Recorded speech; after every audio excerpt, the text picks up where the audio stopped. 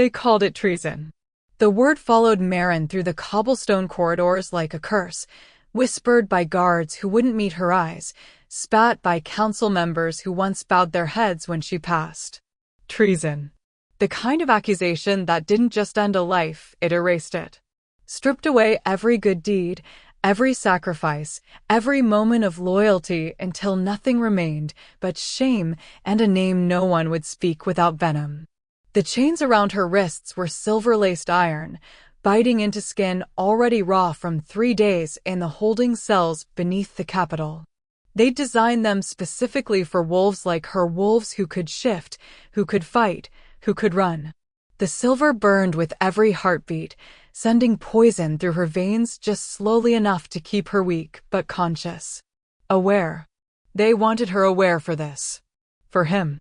The throne room doors loomed ahead, 20 feet of carved oak reinforced with steel, the wolf sigil of the Northern Territories etched so deep into the wood it seemed to snarl. 2 guards flanked her, their grips on her arms unnecessarily tight, their disgust palpable in the way they breathed through their mouths, as if her mere presence contaminated the air. She didn't fight them. What would be the point?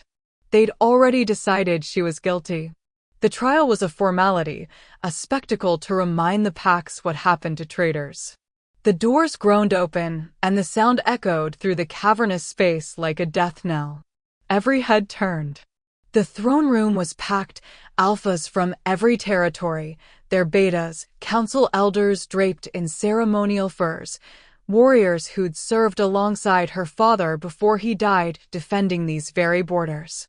They lined the walls, filled the gallery above, their eyes boring into her with a mixture of shock, rage, and something worse, satisfaction. Some of them had always hated her. Hated that a woman held rank in the Kingsguard. Hated that she'd earned her place through skill rather than birthright. Hated that she'd refused their sons, their brothers, their advances. Now they finally had their justification. The guards shoved her forward, and she stumbled, the chains rattling loud enough to make several people flinch. Her knees hit the cold marble floor 10 feet from the dais, the impact sending a jolt of pain up her thighs. She didn't lower her head. Even now, even here, she wouldn't give them that. The Alpha King sat motionless on his throne. Lucas Blackthorn. 6 feet 4 inches of controlled fury and absolute authority, his presence so commanding that the very air seemed to bend around him. Dark hair fell just past his collar, and his eyes, pale gray, almost silver in the torchlight, fixed on her with an intensity that made her wolf whimper despite herself. He was dressed in black leather and steel, the royal seal embossed on his chest plate, a crown of iron thorns resting on his brow. He looked every inch the legend, the king who'd united the fractured territories through blood and brilliance, who'd crushed rebellions before they could take root, who'd never lost a challenge to his throne. He looked like judgment itself. And he'd trusted her. The Master of Laws stepped forward, a scroll clutched in his bony fingers, his voice reedy and eager as he read the charges. Marin Ashwood, formerly captain of the King's Guard, you stand accused of high treason against the Crown and territories. The evidence shows that you conspired with enemy forces, providing detailed intelligence regarding our border defenses, patrol schedules, and the locations of our supply routes. 3 attacks in the past 2 months have succeeded because of information only you had access to. 17 wolves are dead. A village burned. Children orphaned. Each word was a blade between her ribs. Because it was true. The attacks had happened. The information had been leaked. And she was the only one who'd had access to all of it. But she hadn't done it. The evidence has been compiled and authenticated, the Master of Laws continued, gesturing to a wooden chest beside the throne. Documents bearing your hand. Correspondence with known enemies. Payment records. All sealed with verification marks from the Royal Archive. Lucas hadn't moved. Hadn't spoken. His fingers gripped the arms of his throne with enough force that she could see the tension in his forearms even from this distance. He was barely breathing, his jaw locked so tight she wondered if he'd crack his own teeth. She wanted to scream at him. Wanted to beg him to listen, to look closer, to remember who she'd been before this nightmare began. She'd served at his side for 4 years. Had saved his life twice. Had sat with him through strategy sessions that lasted until dawn, had laughed at his terrible jokes when he thought no one was watching, had seen the man beneath the crown, the one who cared too much and showed it too little. But the words wouldn't come. Her throat was too tight, her chest too hollow. What could she say that wouldn't sound like a desperate lie? "Bring the evidence," Lucas said, and his voice cut through the room like winter wind, cold, sharp, final. A clerk scurried forward, opening the chest and withdrawing a stack of documents bound in red cord. He carried them up the dais steps with reverent care, placing them in the king's outstretched hand before retreating as if afraid to linger too close to the accused crimes. Marin watched Lucas's face as he began to read. She watched the hardness in his expression, the set of his mouth that said he'd already made his decision and this was merely procedure. She watched him flip through the first page, then the second, his eyes scanning the lines with the methodical precision of someone trained to spot lies in contracts and treaties. And then something shifted. It was subtle, a slight narrowing of his eyes, a pause that lasted a heartbeat too long. His thumb brushed over a section of text, and his brow furrowed almost imperceptibly. He flipped back to the previous page, comparing something, his gaze moving faster now, more intent. The room held its breath. He turned to the next document, and his jaw tightened. Then the next, and his knuckles went white around the parchment.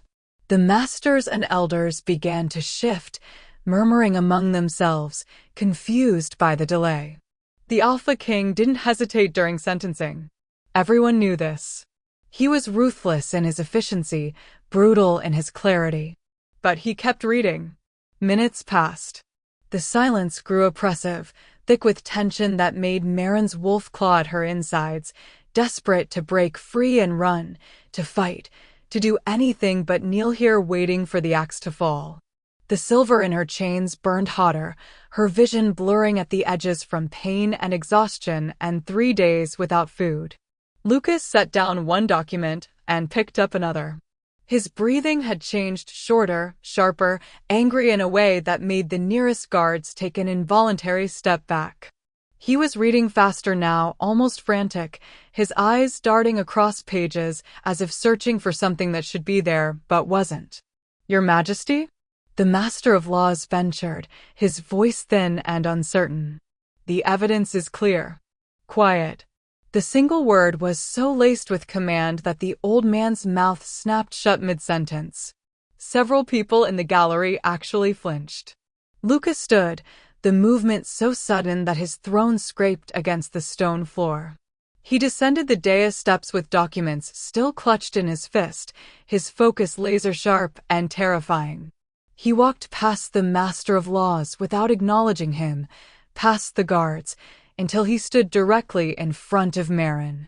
She could see it now, up close, the confusion warring with fury in his eyes, the tremor in his hand as he held up one of the pages.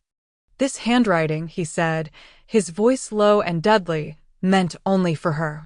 "It changes. Halfway through this report, the slant shifts. The pressure on the quill is different." Her heart stuttered. He flipped to another document. "These dates. They contradict themselves. This one claims you met with an envoy on the 14th, but I have records showing you were with me that entire night, planning the southern expansion." His eyes bored into hers, searching for answers she didn't have. "And these seals." He held up a page marked with the Royal Authentication Seal, the one that verified official documents came directly from the king's own hand. "This is my personal seal. The one kept in my private chambers. The one no one but me touches." His voice dropped to something raw and dangerous. "How did you get this, Marin?" She couldn't breathe. "I didn't." "Then how?" "I don't know." The words ripped from her throat, hoarse and desperate. "I swear to you, Lucas, I don't know. I didn't write these. I didn't meet with anyone. I didn't, her voice cracked. I would die before betraying you. You know this. His jaw worked, muscles ticking beneath skin. He looked down at the documents again, and she saw the exact moment realization crashed into him like a physical blow. His face went pale beneath his tan, his eyes widening with something that looked horribly like horror. The night of the autumn ritual, he whispered. I don't remember it. The room felt like it was tilting. What? Marin breathed.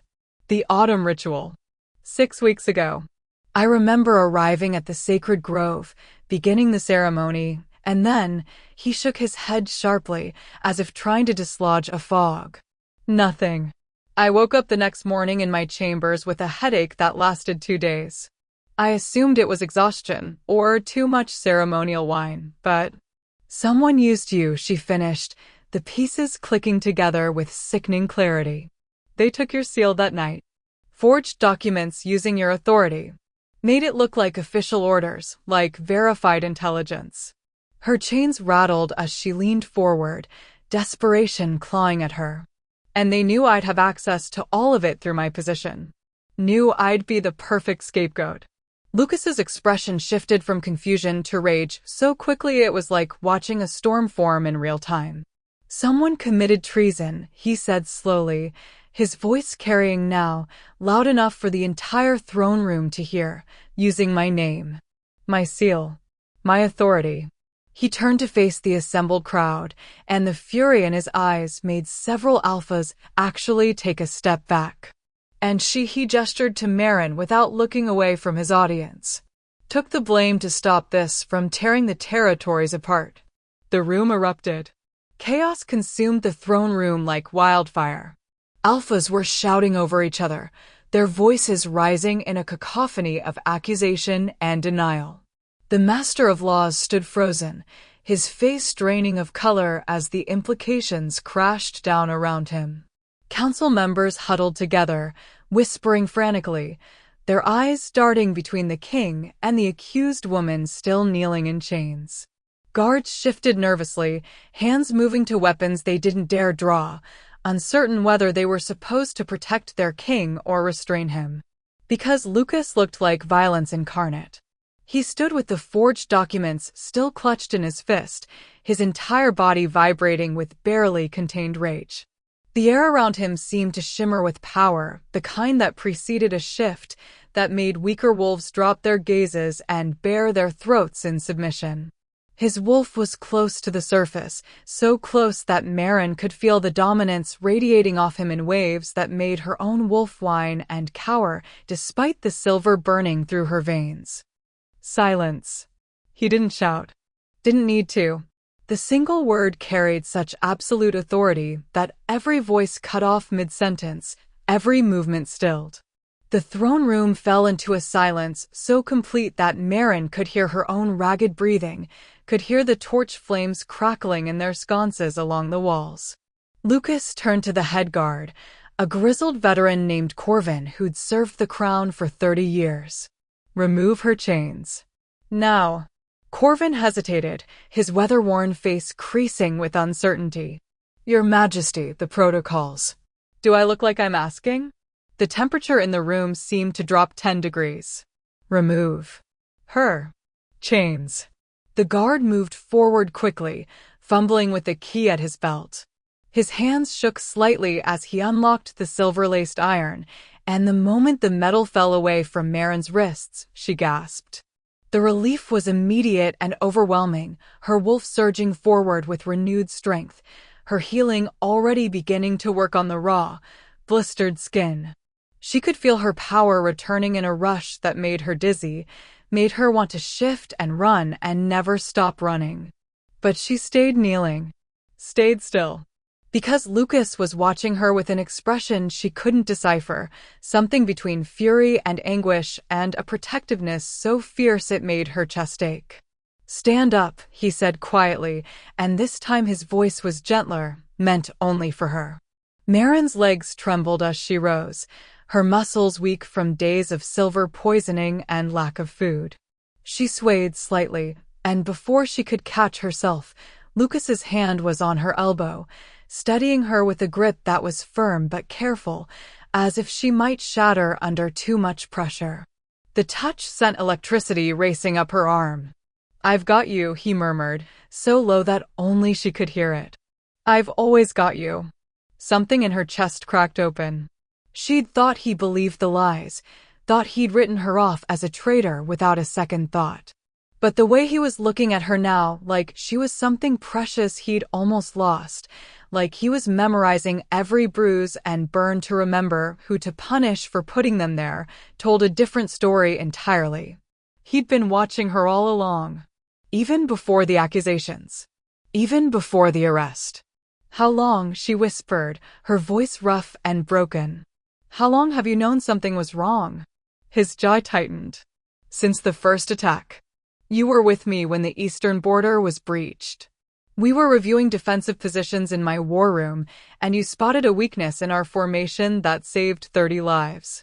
But the intelligence report said you'd provided the enemy with that exact information 2 days prior." His eyes darkened. It didn't make sense. Why would you give them a weakness and then fix it? Why would you sabotage your own advice? "You suspected someone was framing me. I suspected something was very wrong with this entire situation. But I had no proof. Just instinct," and he stopped himself, his gaze dropping briefly to where his hand still gripped her elbow before forcing himself to let go. "I couldn't stop the arrest. The evidence was too public, too convincing. The Alphas were demanding justice. If I'd intervened without cause, it would have looked like favoritism at best, conspiracy at worst. So you let them throw me in chains. I let them bring you here, where I could control the situation. Where I could examine the evidence myself without interference." His voice dropped to something raw and dangerous. "Do you really think I would have let them execute you without reading every word, checking every seal, questioning every assumption? Do you know me so little, Marin?" She didn't. That was the problem. She knew him too well. Knew the way he took responsibility for every lost life, every failed strategy, every decision that haunted him in the dark hours before dawn. Knew the way he held himself apart from everyone, maintaining the distance necessary to rule, but hating the loneliness it created.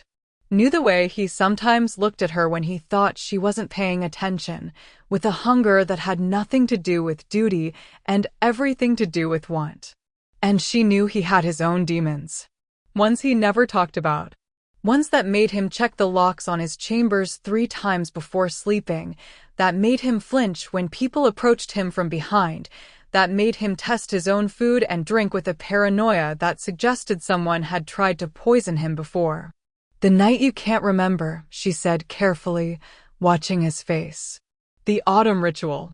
That was the night the seal was taken. And the night someone slipped something into my wine strong enough to steal hours from my memory and leave me vulnerable." His hands clenched into fists. "I've been drugged once before, years ago, before I took the throne. An assassination attempt that nearly succeeded. I swore I'd never let it happen again, that I'd never be that careless, that weak." "You're not weak." The words came out fiercer than she intended, and several nearby guards glanced over in surprise. She lowered her voice. "Someone planned this carefully.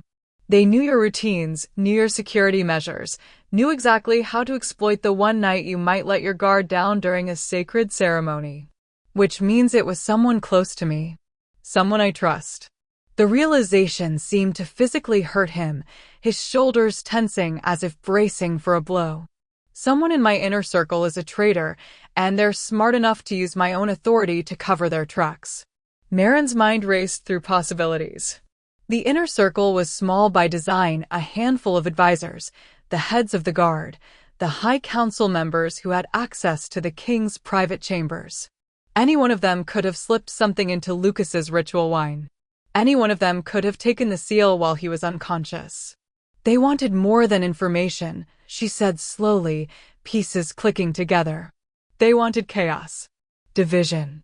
They wanted the territories to turn on each other, to question your judgment, to see weakness in your leadership. And they knew accusing you specifically would do maximum damage.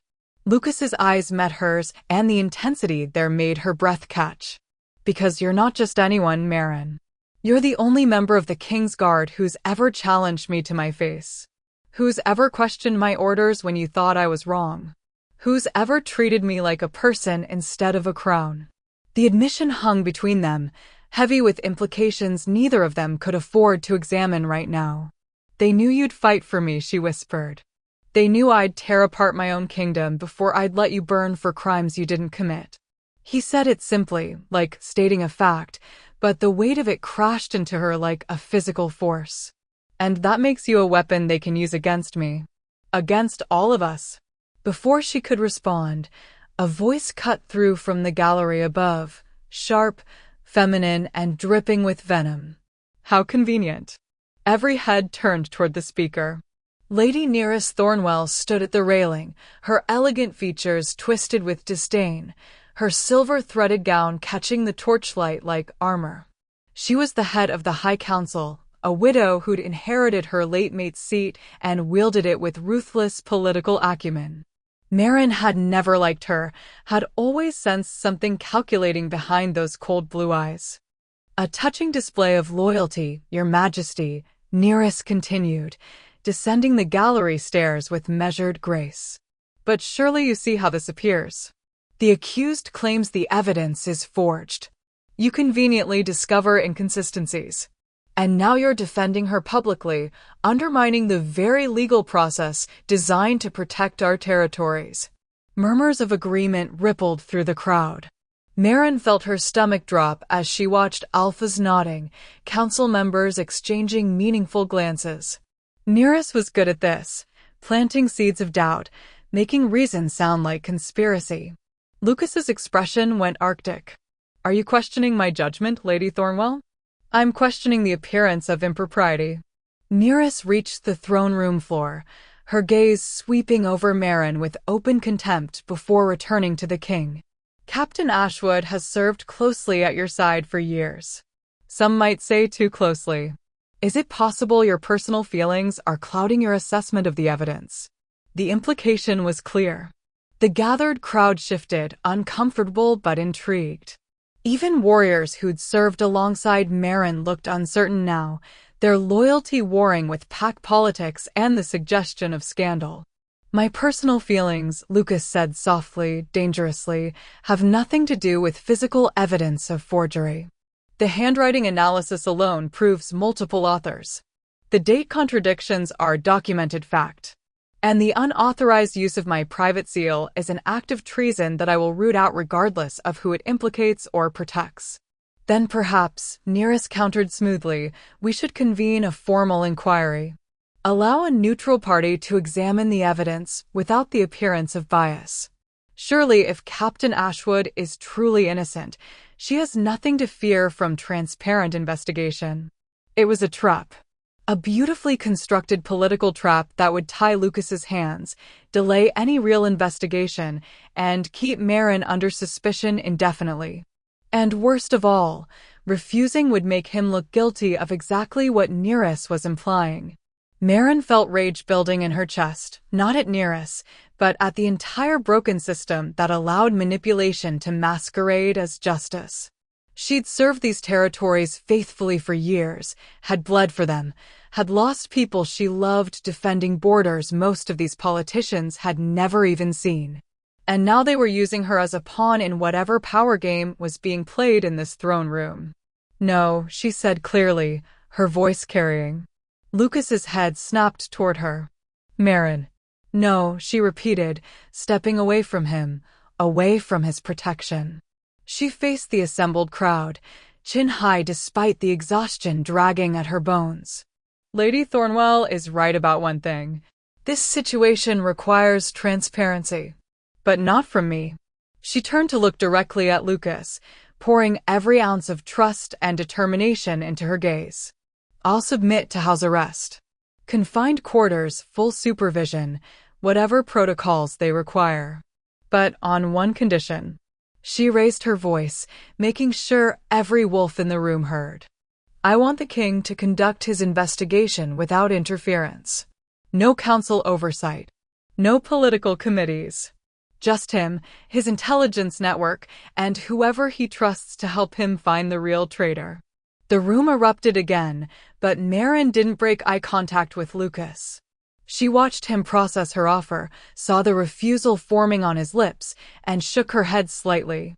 "You know I'm right," she said quietly, for his ears alone. "You can't protect me and investigate this effectively. Not with everyone watching for signs of bias. But if I remove myself from your side voluntarily, you're free to do what you do best, Hunt." Something flickered in his eyes. Respect. Frustration. And that same fierce protectiveness that made her wolf ache with feelings she couldn't afford to name. "I don't like it," he said flatly. "I don't care." She allowed herself a small, grim smile. "You taught me that sometimes the right strategy means sacrificing the piece they think matters most. So sacrifice me, Your Majesty. Publicly. Make it look like you're being fair and impartial. And then find whoever did this and destroy them." For a long moment, he just stared at her, and she saw the battle raging behind his eyes, king versus man, duty versus desire. Finally, he nodded once, sharp and decisive. "Very well." He turned back to the assembly, his voice ringing with authority. "Captain Ashwood will be placed under house arrest in the West Tower, under guard, but treated with the dignity befitting someone awaiting final judgment. In the meantime, I will personally oversee the investigation into these accusations and the forgery of crown documents. Anyone found to have interfered with royal seals or falsified evidence will face execution for high treason. No exceptions." His gaze swept the room, lingering on Lady Nereus just long enough to make his point. "And if I find that someone in this room orchestrated this conspiracy, if I discover that any of you used my authority to commit crimes and frame an innocent warrior, I will make sure your death is neither quick nor merciful. Am I understood?" The silence that followed was absolute. Even Nereus had gone pale, her earlier confidence wavering under the weight of a direct threat from the most powerful alpha in living memory. Lucas gestured to Corvin. "Take her to the West Tower. Station guards I personally approve. She's to have access to food, water, medical attention, and anything else she requires. Anyone who treats her with disrespect will answer to me." The old guard bowed deeply. "Yes, Your Majesty." As Corvin moved to escort her out, Lucas caught Marin's wrist, his touch gentle despite the strength she could feel coiled beneath his skin. He leaned in close, his breath warm against her ear. "This isn't over. I will prove your innocence, and I will find who did this. And when I do," his voice dropped to something dark and promising. "When I do, I'm going to make them wish they'd never learned your name." Then he released her and stepped back, his expression sliding into the cold, untouchable mask of the Alpha King. But Marin had felt the tremor in his hand, had heard the raw emotion beneath the threat. And as the guards led her from the throne room, she couldn't shake the feeling that she'd just set something in motion, something dangerous and inevitable and entirely beyond her control.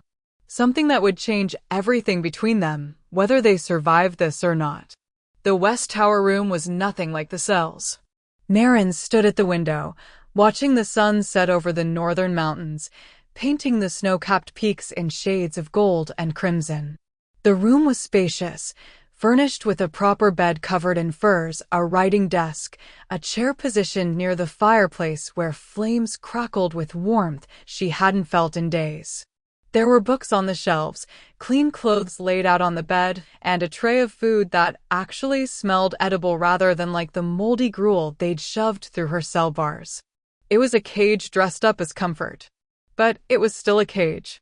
She pressed her forehead against the cool glass, closing her eyes against the exhaustion that threatened to pull her under. Her wrists still burned where the silver chains had bitten deep, the skin healing slowly, leaving marks that would scar. Another set of scars to add to the collection. Another reminder of how easily trust could be weaponized, how quickly honor could be twisted into accusation. She'd spent years earning her place in the King's Guard. Years proving she was more than just a body to throw at problems, more than a token female allowed in to appease progressive voices.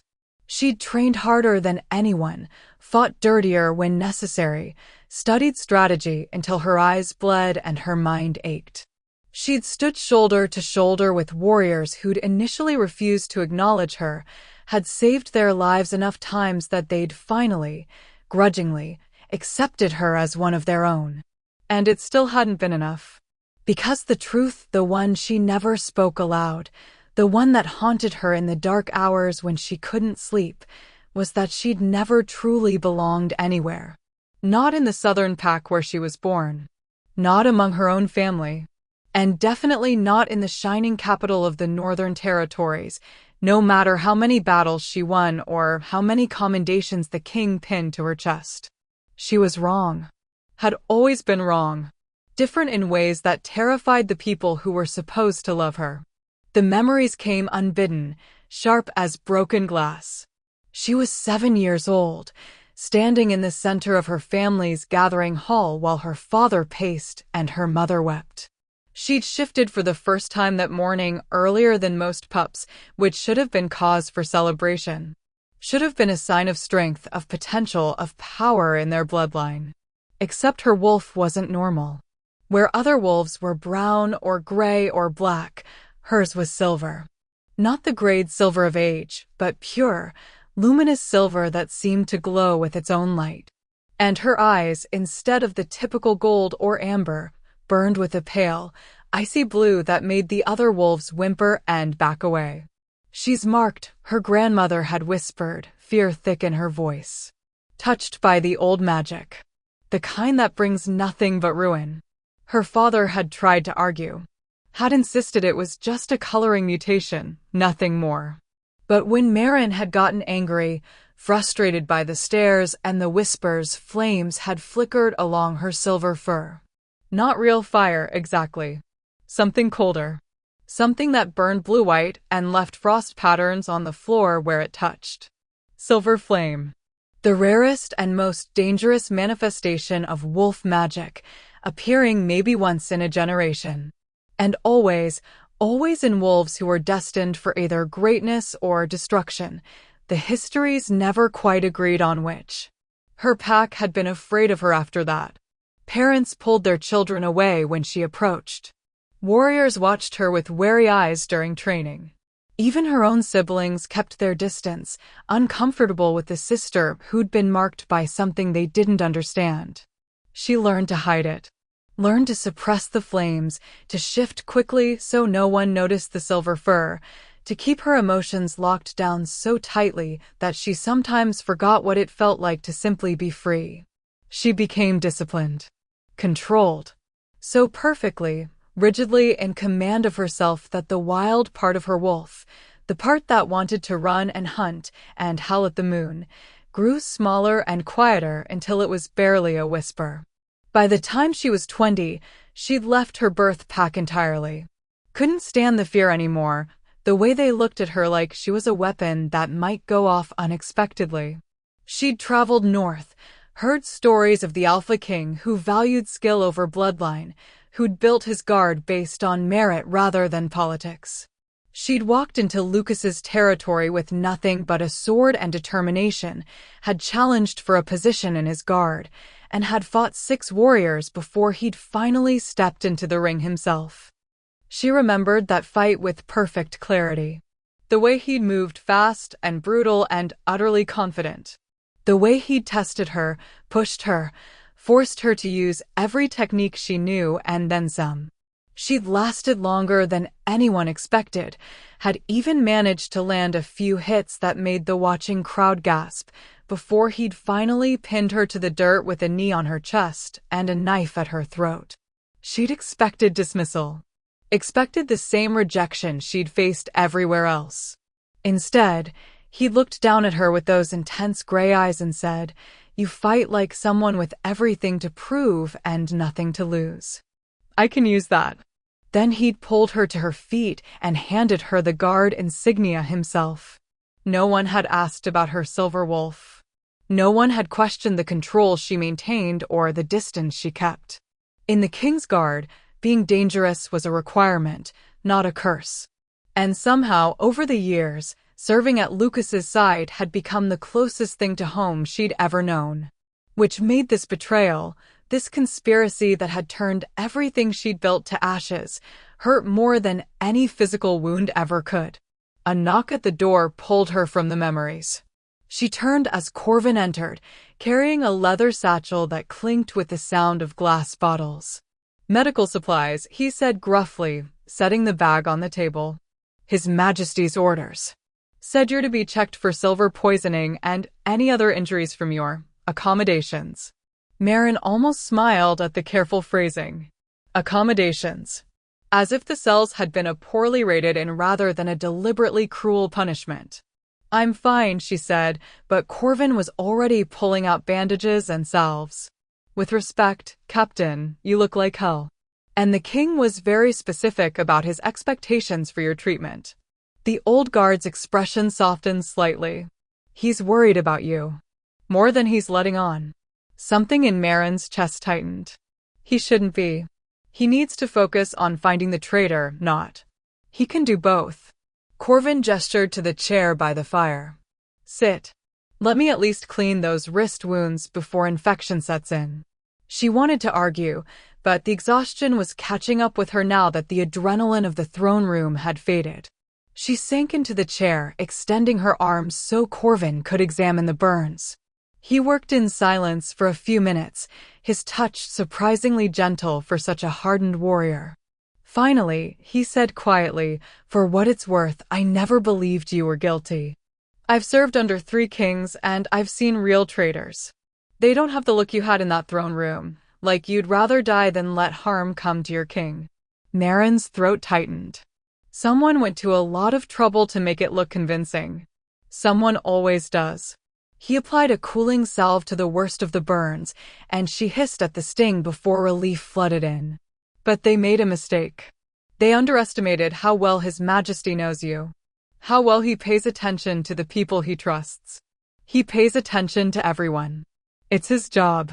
No, Corvin met her eyes, and there was something knowing in his weathered face. He pays attention to you differently. Has for years. Those of us who've served him long enough, we've noticed. The way he positions you at his right hand during councils. The way he asks your opinion before making major decisions. The way he looks at you when he thinks no one's watching. Corvin. I'm not gossiping. I'm stating facts. He wrapped a clean bandage around her wrist with practiced efficiency. And I'm telling you that if anyone can find who did this and burn them to the ground for it, it's that man. Because you're not just his guard captain, girl. You're the only person in this entire territory who he lets see him as something other than a crown and a title. The words settled over her like a weight. Because they were true, weren't they? She'd seen Lucas exhausted and frustrated, had watched him make decisions that tore him apart, had been there during the quiet moments when the mask slipped and he was just a man carrying more responsibility than any single person should have to bear. And somewhere along the way, without meaning to, she'd started caring about him as more than just her king. Started noticing the way his rare smiles changed his entire face. Started cataloging the small gestures, the way he'd touch her shoulder briefly when she'd done well, the way he'd make sure she ate during long strategy sessions, the way his eyes would seek her out in a crowded room as if making sure she was still there. Started feeling things that were absolutely forbidden for someone in her position. "It doesn't matter," she said finally, her voice rough. "Whatever he feels or doesn't feel, she cut herself off. It doesn't matter. Someone tried to destroy him by using me as the weapon. And until we find out who, anything else is just a distraction that could get us both killed." Corvin finished bandaging her other wrist and packed up the medical supplies. "Maybe. Or maybe it matters more than you think. Maybe that's exactly why they chose you, because they knew hurting you was the surest way to make him vulnerable." He moved toward the door, then paused. "The guards outside are men I personally vouched for.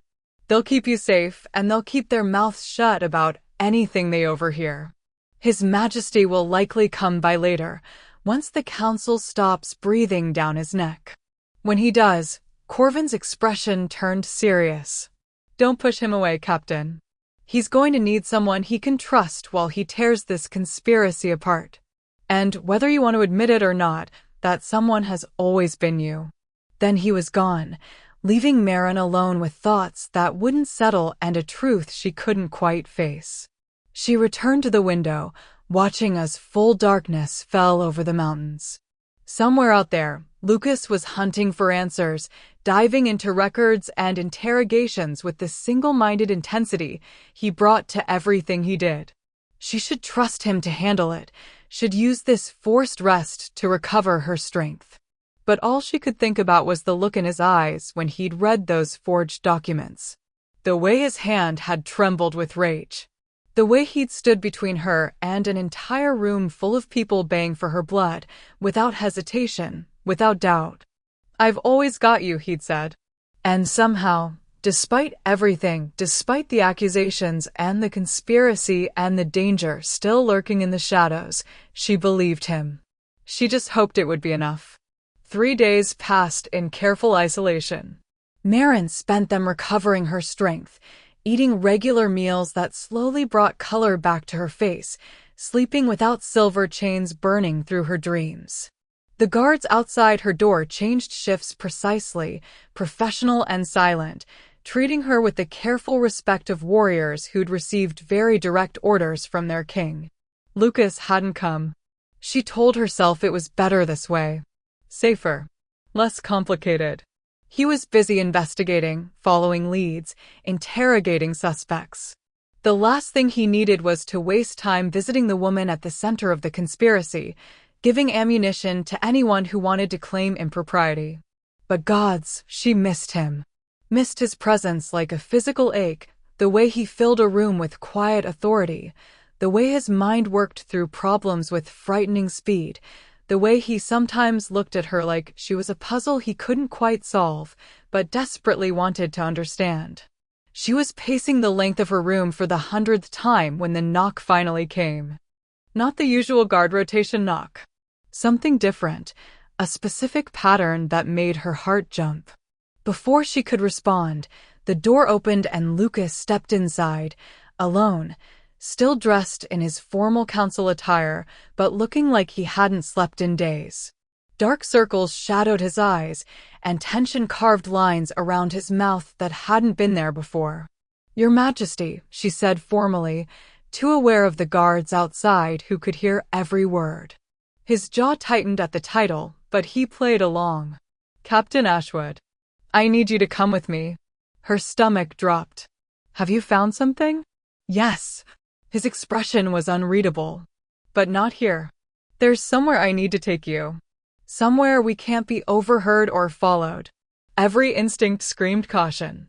This could be a trap, someone using Lucas to get to her, or worse, Lucas himself having turned against her somehow. But she looked into those gray eyes, saw the exhaustion and determination there, and knew. She would follow him anywhere. Trust him with anything. Even her life.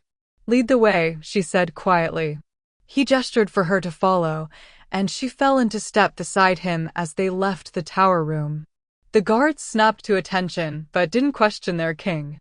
They descended through less traveled corridors, through servant passages she hadn't known existed, until they emerged into the cold night air at the back of the palace grounds. 2 horses waited, already saddled. Lucas swung up onto the larger one with practiced ease, then extended a hand to help her mount the second. His fingers were warm against hers, steady and sure, and she had to resist the urge to hold on longer than necessary.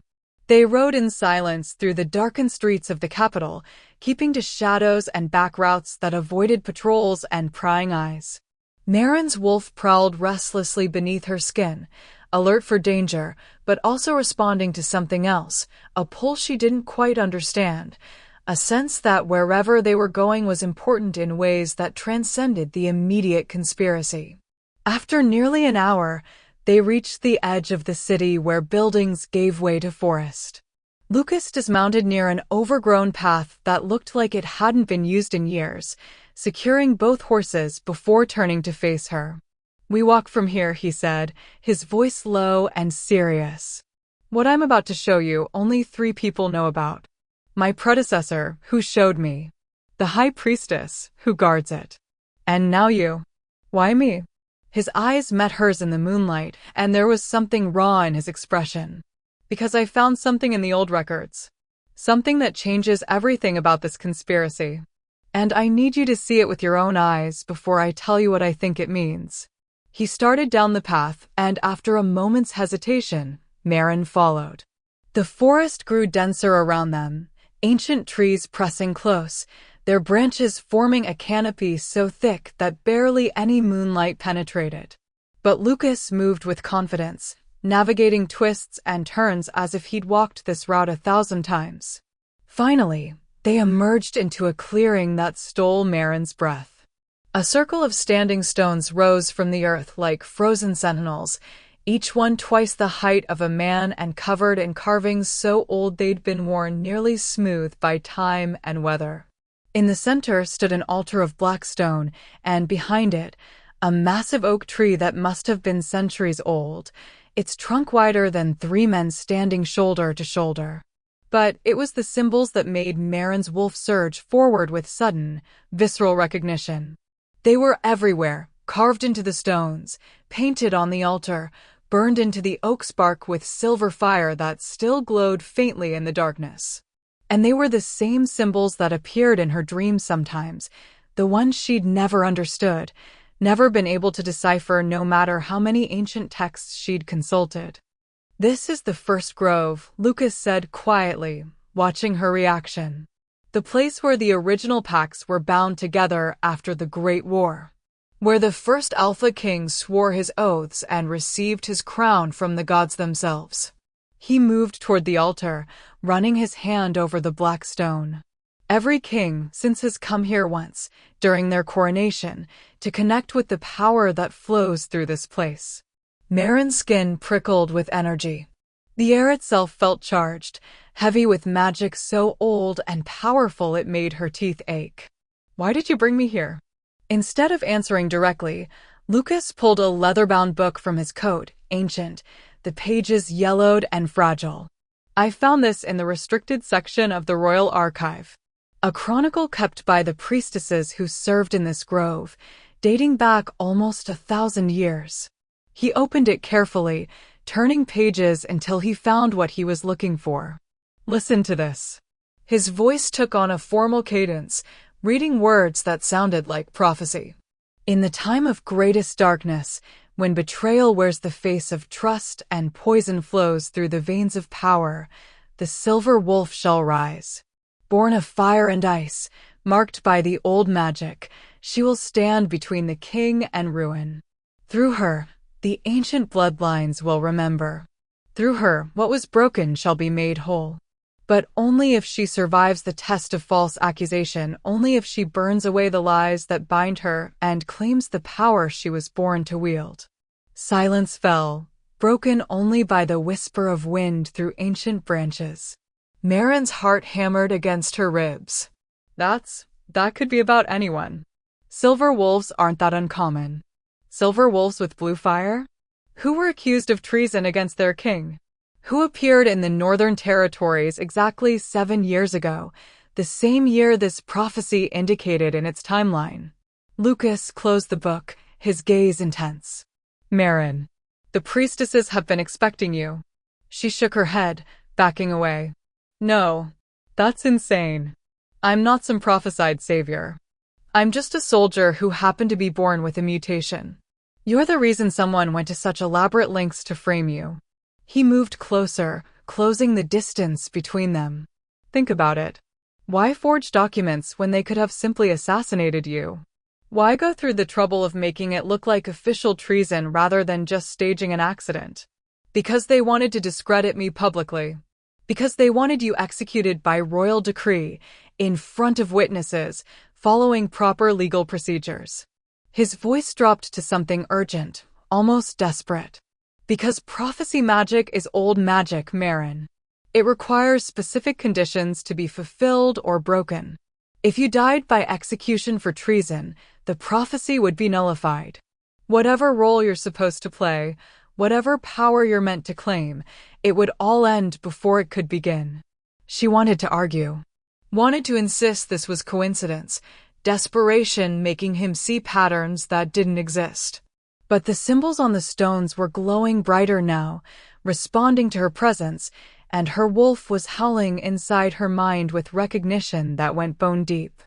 I don't want to be part of some ancient prophecy, she whispered.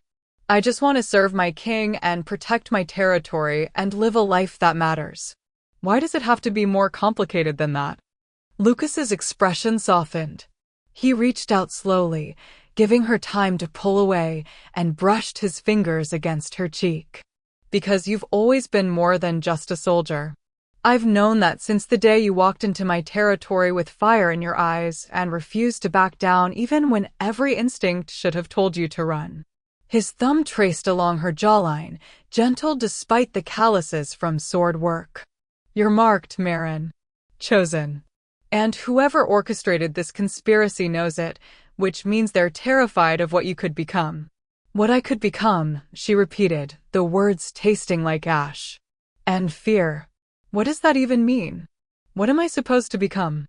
Lucas lowered his hand, but didn't step back, close enough that she could feel the warmth radiating from him in the cold night air. I don't know exactly. The prophecy is deliberately vague, they always are. But the priestess who guards this grove, she told me something when I came here 3 days ago, searching for answers. He paused, as if weighing how much to reveal. She said the silver wolf would be the bridge between the old magic and the new world. That through you, the territories could be united in ways they haven't been since the first Alpha King. That your power, if you fully embraced it instead of hiding it, could protect us from threats we don't even see coming yet. That's a lot of pressure to put on someone who was literally in chains a week ago. I know. His voice gentled. And I wouldn't tell you any of this if I didn't think you needed to understand what we're really facing. This isn't just about clearing your name anymore. Whoever tried to frame you, whoever stole my seal and forged those documents, they're not just trying to destabilize my rule. They're trying to prevent something much bigger from happening. Marin turned away from him, moving toward the altar. Her fingers traced the symbols carved there, and the moment she touched them, power surged up her arm like lightning. She gasped, yanking her hand back, but the damage was done. Images flooded her mind. She saw wolves running through these woods, hundreds of them, their pelts glowing with ethereal light. Saw battles fought with magic that made the earth tremble and the sky crack open. Saw a silver wolf, her wolf, standing atop a cliff with flames dancing along her fur, her howl resonating with power that made mountains bow and enemies flee. And she saw Lucas beside her, his own wolf magnificent and dark, his presence anchoring her to the earth when the magic threatened to consume her entirely. The vision released her as suddenly as it had come, leaving her gasping and shaking. Lucas was there instantly, his hands on her shoulders, steadying her. What did you see? He demanded. Everything. Her voice came out raw. I saw what I could be. What we could be. And gods, Lucas, it's terrifying. Tell me. So she did. Described the visions in halting words, watching his expression shift from concern to understanding to something that looked almost like awe. When she finished, he was quiet for a long moment. The priestess was right, he finally said. You're not just any wolf. You're the key to something that hasn't existed in centuries, a true bond between Alpha and Guardian. The kind that made the first territories strong enough to survive the Great War. Guardian? It's an old title. The Alpha's mate and equal, chosen not by politics or bloodline, but by magic itself. Someone who balances the Alpha's power, who can wield authority in their own right, who serves as both protector and conscience. His hands tightened on her shoulders. Every great Alpha King in history had one. My predecessor didn't, which is part of why the territories have been so fractured. Why I've had to fight so hard to maintain unity through strength alone.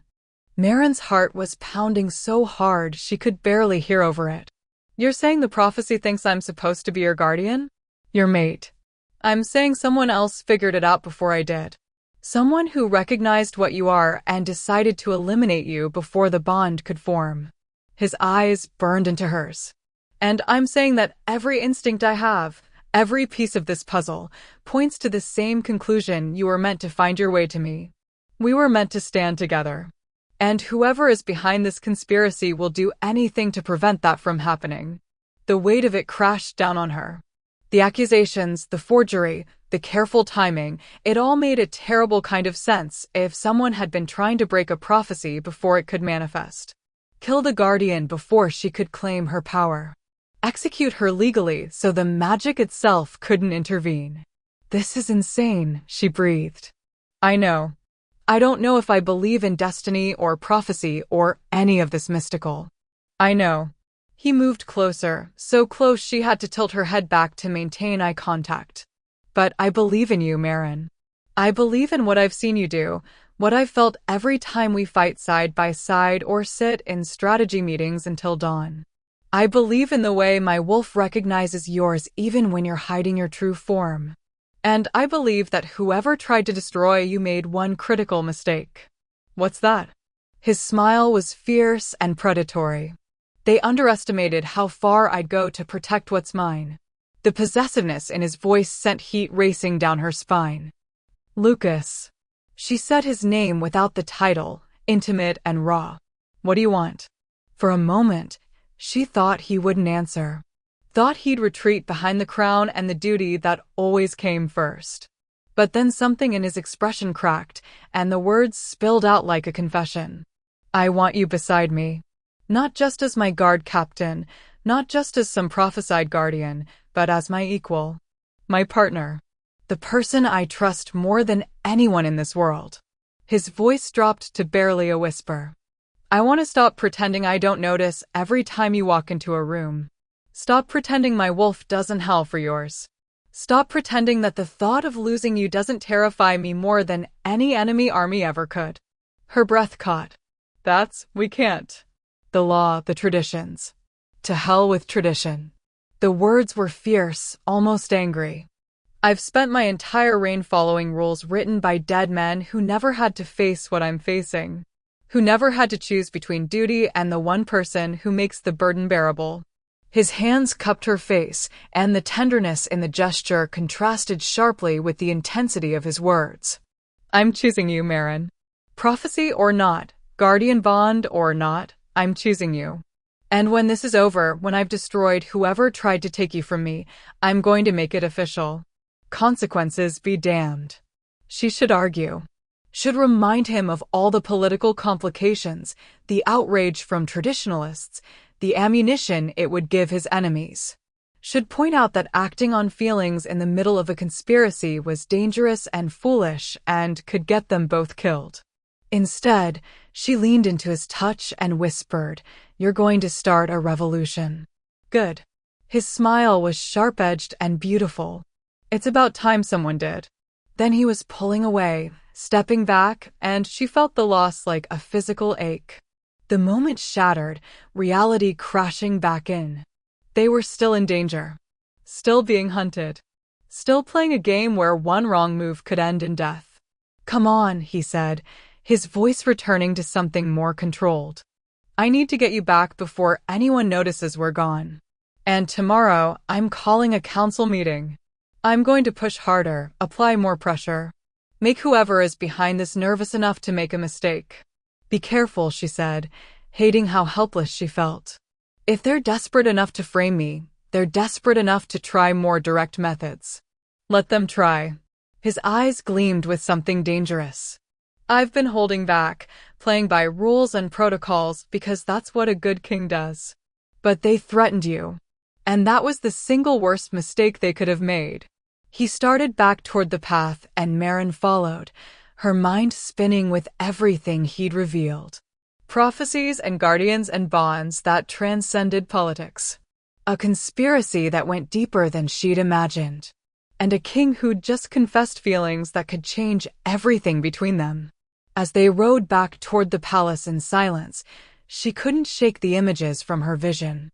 Couldn't stop seeing herself and Lucas standing together, powerful and united, facing threats that hadn't even emerged yet. Maybe the prophecy was real.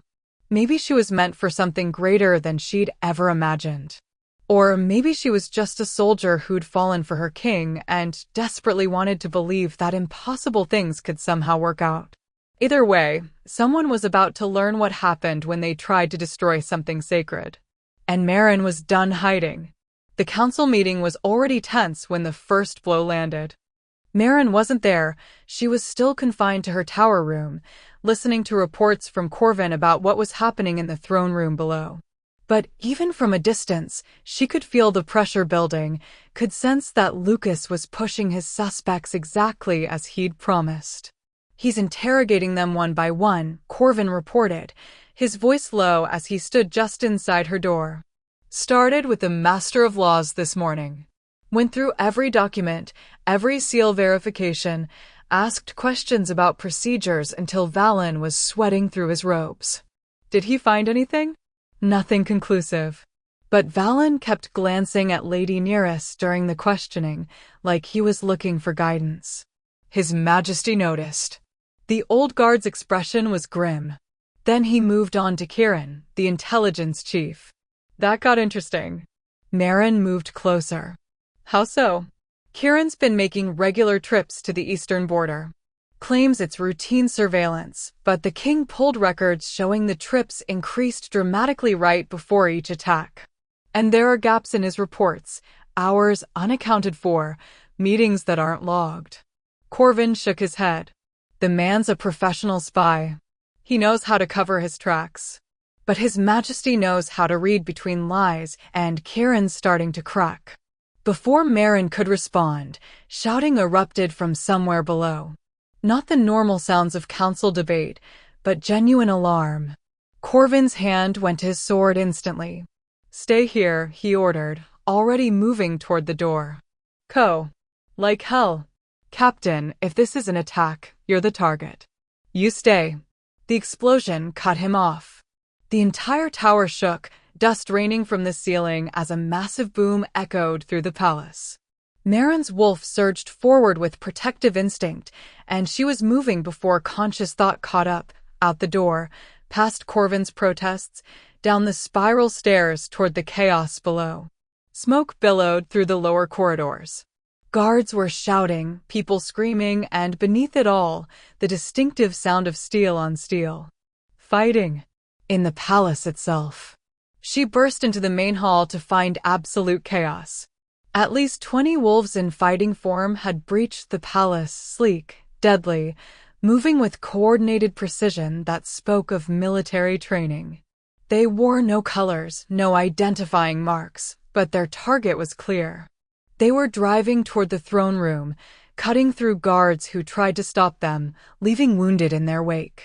And leading them was a figure in a black cloak, face hidden, but power radiating off them in waves that made Meryn's skin crawl. Magic. Dark magic, the kind that twisted natural wolf abilities into something corrupted and wrong. Protect the king, someone shouted, and guards flooded toward the throne room entrance. But Meryn's attention was caught by something else. 3 of the attacking wolves had split off from the main group, moving with purpose toward a side corridor, the one that led to the archives. The restricted section where Lucas had found the prophecy book. They were after evidence, trying to destroy whatever proof the king had uncovered. She didn't hesitate. Her shift came fast and fierce, clothes tearing as silver fur erupted across her skin. She'd hidden this form for so long, kept it suppressed, but now she let it come fully, let herself be what she was born to be. Her wolf was larger than normal, her silver coat gleaming even in the smoky dimness, and when she snarled, the sound carried enough dominance to make several attacking wolves falter mid-stride.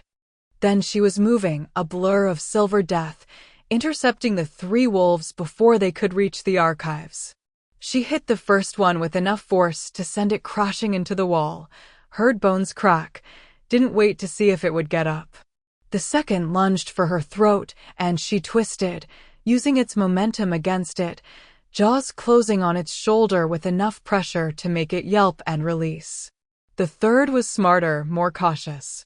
It circled her, looking for an opening, and she recognized the intelligence in its eyes. This wasn't some random attack. These wolves had been sent with a specific mission. Kill the king. Destroy the evidence. Eliminate the guardian before she could fully awaken. The wolf lunged, and Marin met it head-on. They collided in a tangle of fur and fury, rolling across the marble floor. Claws raked her side, pain, sharp and immediate, but she ignored it, focused on the throat, on the kill that would end this threat. But then magic flared, that same dark corruption, and the wolf beneath her suddenly burst with unnatural strength. It threw her off, sent her skidding across the floor, and when she scrambled to her feet, she saw its eyes had turned completely black. Possessed. Someone was channeling power through these wolves, using them as weapons enhanced beyond their natural abilities. Marin down. Lucas's voice, commanding and desperate. She dropped instinctively, and a blast of raw alpha power shot over her head, slamming into the possessed wolf with enough force to shatter its dark magic. The wolf collapsed, unconscious or dead, she couldn't tell which. She spun to see Lucas in the corridor behind her, still in human form but radiating enough dominance to make the air shimmer. Blood streaked his face from a cut above his eyebrow, his formal jacket torn, but his eyes blazed with fury that promised death to anyone who'd orchestrated this. The throne room? She asked, shifting back to human without caring about modesty. Battle first, propriety never. Secure. My personal guard has it locked down. He moved to her side, his hand finding her waist where blood was already soaking through from the claw marks. You're hurt. I'm fine. They were going for the archives. I know. I saw. His jaw clenched. This was coordinated. Someone inside gave them the layout, told them when security would be weakest, where to strike for maximum damage. He raised his voice, addressing the guards who were securing the corridor. I want every attacker alive if possible. I want to know who sent them and who helped them get inside. But even as he spoke, Marin felt it, a surge of that dark magic again, but stronger this time, concentrated. She turned toward the throne room entrance just as the cloaked figure appeared, moving with inhuman speed. Straight toward Lucas. She didn't think. Just reacted. Threw herself between her king and the attack, felt dark magic slam into her chest like a battering ram. Pain exploded through her entire body, cold and burning simultaneously, wrong in ways that made her wolf howl in agony. But she was still standing, still blocking the path to Lucas. And something inside her was waking up. Something that had been sleeping, dormant, waiting for exactly this moment. The silver fire. It erupted along her skin, blue-white flames that didn't burn her but consumed the dark magic trying to invade her body. The cloaked figure stumbled back, clearly not expecting resistance, and in that moment of surprise, Marin saw beneath the hood. Lady Nearest Thornwell's cold blue eyes stared back at her, wide with shock and fury. You, Marin breathed. Impossible, Nearest hissed. The silver fire shouldn't have awakened yet. You're still bound, still suppressed. Guess again. The flames grew brighter, hotter, responding to Marin's will in ways she didn't fully understand, but didn't question. You tried to have me executed. Tried to break the prophecy before I could become what I'm meant to be. You were meant to die. Nearest's composure shattered, her voice rising to something shrill and desperate. The old powers need to stay buried. The territories need to remain fractured, need to be weak enough that when the Eastern forces come, they'll fall easily. A united North under a guardian-bonded king would destroy everything we've worked for. Lucas's voice was death itself. He stepped forward, and his own power flared, not magic like Nearest's corruption, but raw alpha dominance that made even Marin's wolf want to submit. Who else is involved? But Nearest was already moving, her hands weaving patterns in the air. More dark magic gathered, and Marin felt the pull of it, felt it reaching for Lucas, trying to corrupt his power, turn it against him. Not on her life. She let the silver fire surge forward, met the dark magic head-on. The two forces collided in an explosion of light and shadow that sent guards diving for cover. Marin felt herself being pushed back, felt the dark magic trying to overwhelm her nascent power, and realized with sickening clarity that she wasn't strong enough yet. She was too new to this, too untrained, too. Lucas's hand closed on her shoulder, and suddenly his power was flowing into her. Not dominating, not controlling, but supporting, lending her his strength, his decades of alpha authority and command. The bond between them sang with recognition, with rightness, and Marin felt her silver fire amplify tenfold. Together, they pushed back. The dark magic shattered like glass, and Nereus screamed as the backlash hit her. She staggered, blood streaming from her nose, her power breaking apart. But before they could capture her, she pulled something from her robes, a small crystal that glowed with sickly green light. "This isn't over," she spat. "You've won nothing. The Eastern Alliance will still come, and when they do, your precious unity will burn." She'll burn with it. Then she crushed the crystal, and green smoke exploded outward. When it cleared, Nereus was gone, teleported, escaped, beyond their reach. Silence fell over the corridor, broken only by the groans of wounded and the crackle of dying flames. Lucas turned to Marin, his hands framing her face, his eyes searching her for injuries. "Are you all right? That magic hit you directly." "I'm fine." She was shaking, adrenaline crashing, but she forced herself to stay upright. "The silver fire, it protected me. I didn't even know I could do that. You saved my life." His voice was raw. "If you hadn't blocked that first attack." "Don't." She pressed her fingers to his lips, stopping the words. "We protect each other. That's what this bond means, right? What being guardian means." He kissed her fingers, a brief press of warmth, before lowering her hand. "Nereus was one of 5 suspects, which means there are at least 4 more conspirators in my inner circle." His expression hardened. "And now they know we're onto them. They'll either run or accelerate their plans. So we hunt them down before they can do either." Marin straightened despite her exhaustion, despite the pain still radiating from her clawed side. "You said you were done playing by the rules. Prove it." Something fierce and approving flashed in his eyes. "Lock down the palace. No one enters or leaves without my personal authorization. Arrest anyone who tries. And someone find me Master Valen, Kieran, Garrick, and Theron. I want them in my private chambers within the hour." Guards scattered to obey, and Lucas pulled Marin close, his forehead resting against hers for just a moment, a brief vulnerability before they had to face the storm again. "They made their move," he whispered. "Now we make ours." And as silver fire still flickered along her skin, responding to her emotions, to the bond forming between them, Marin felt the prophecy settling into her bones. This was just the beginning. The real battle for the territories, for their lives, for whatever future they might build together, was about to begin. The hour that followed was controlled chaos. Lucas's guards swept through the palace, rounding up the remaining conspirators while healers tended to the wounded. Bodies were removed from the corridors, 3 dead guards who'd fought bravely, 7 attackers who hadn't survived the confrontation. The smell of blood and smoke lingered, a grim reminder of how close they'd come to catastrophe. Marin sat in Lucas's private war room, watching as he coordinated the response with military precision. He'd changed into clean clothes, but refused healing for the cut above his eye, too focused on securing his territory to care about minor wounds. She'd seen this side of him before, the commander, the strategist, the king who could compartmentalize emotion and focus purely on what needed to be done. But she also saw the tension in his shoulders, the way his hands clenched whenever someone mentioned casualties, the brief flicker of pain in his eyes when he thought no one was watching. He was carrying this. All of it.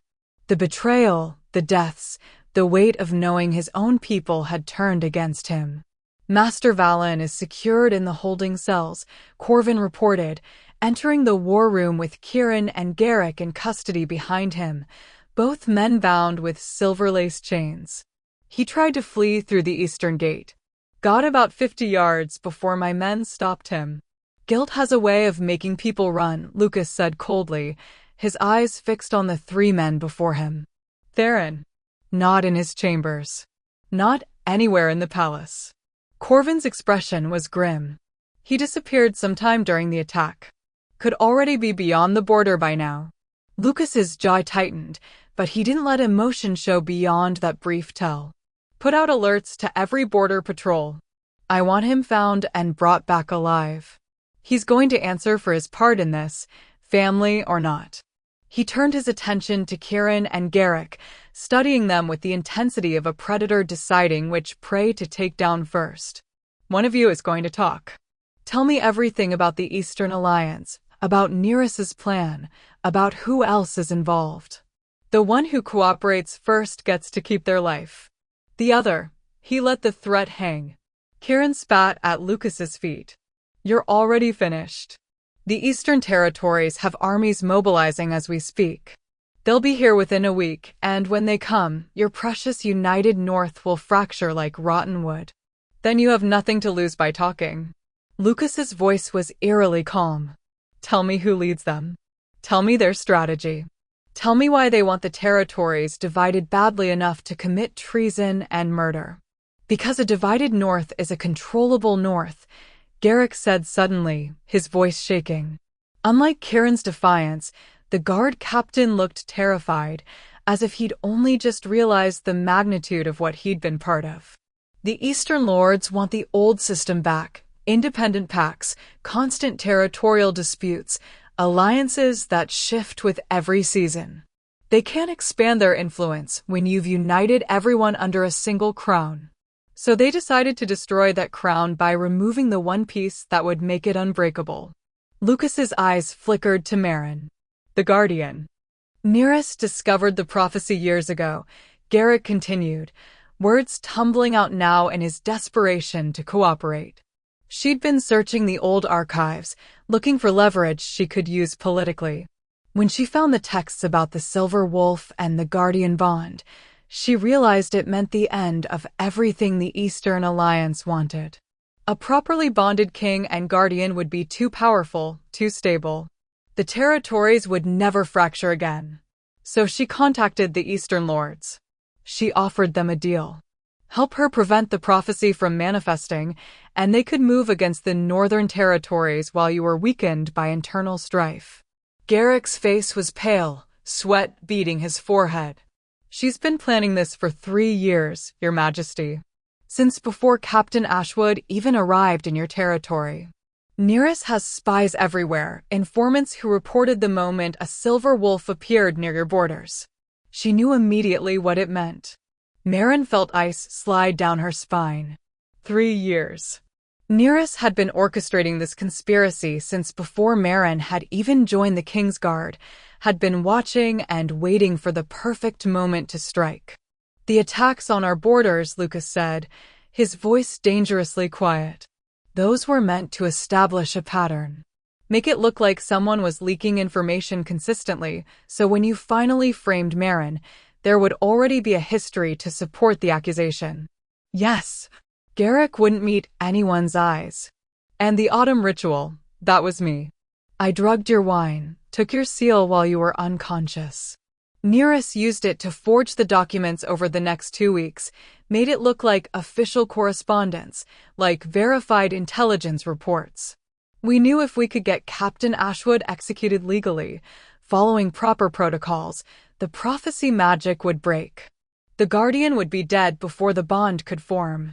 But you didn't count on me reading the evidence closely enough to spot the forgeries. Neris said you were too busy, too overwhelmed with border conflicts to examine every detail personally.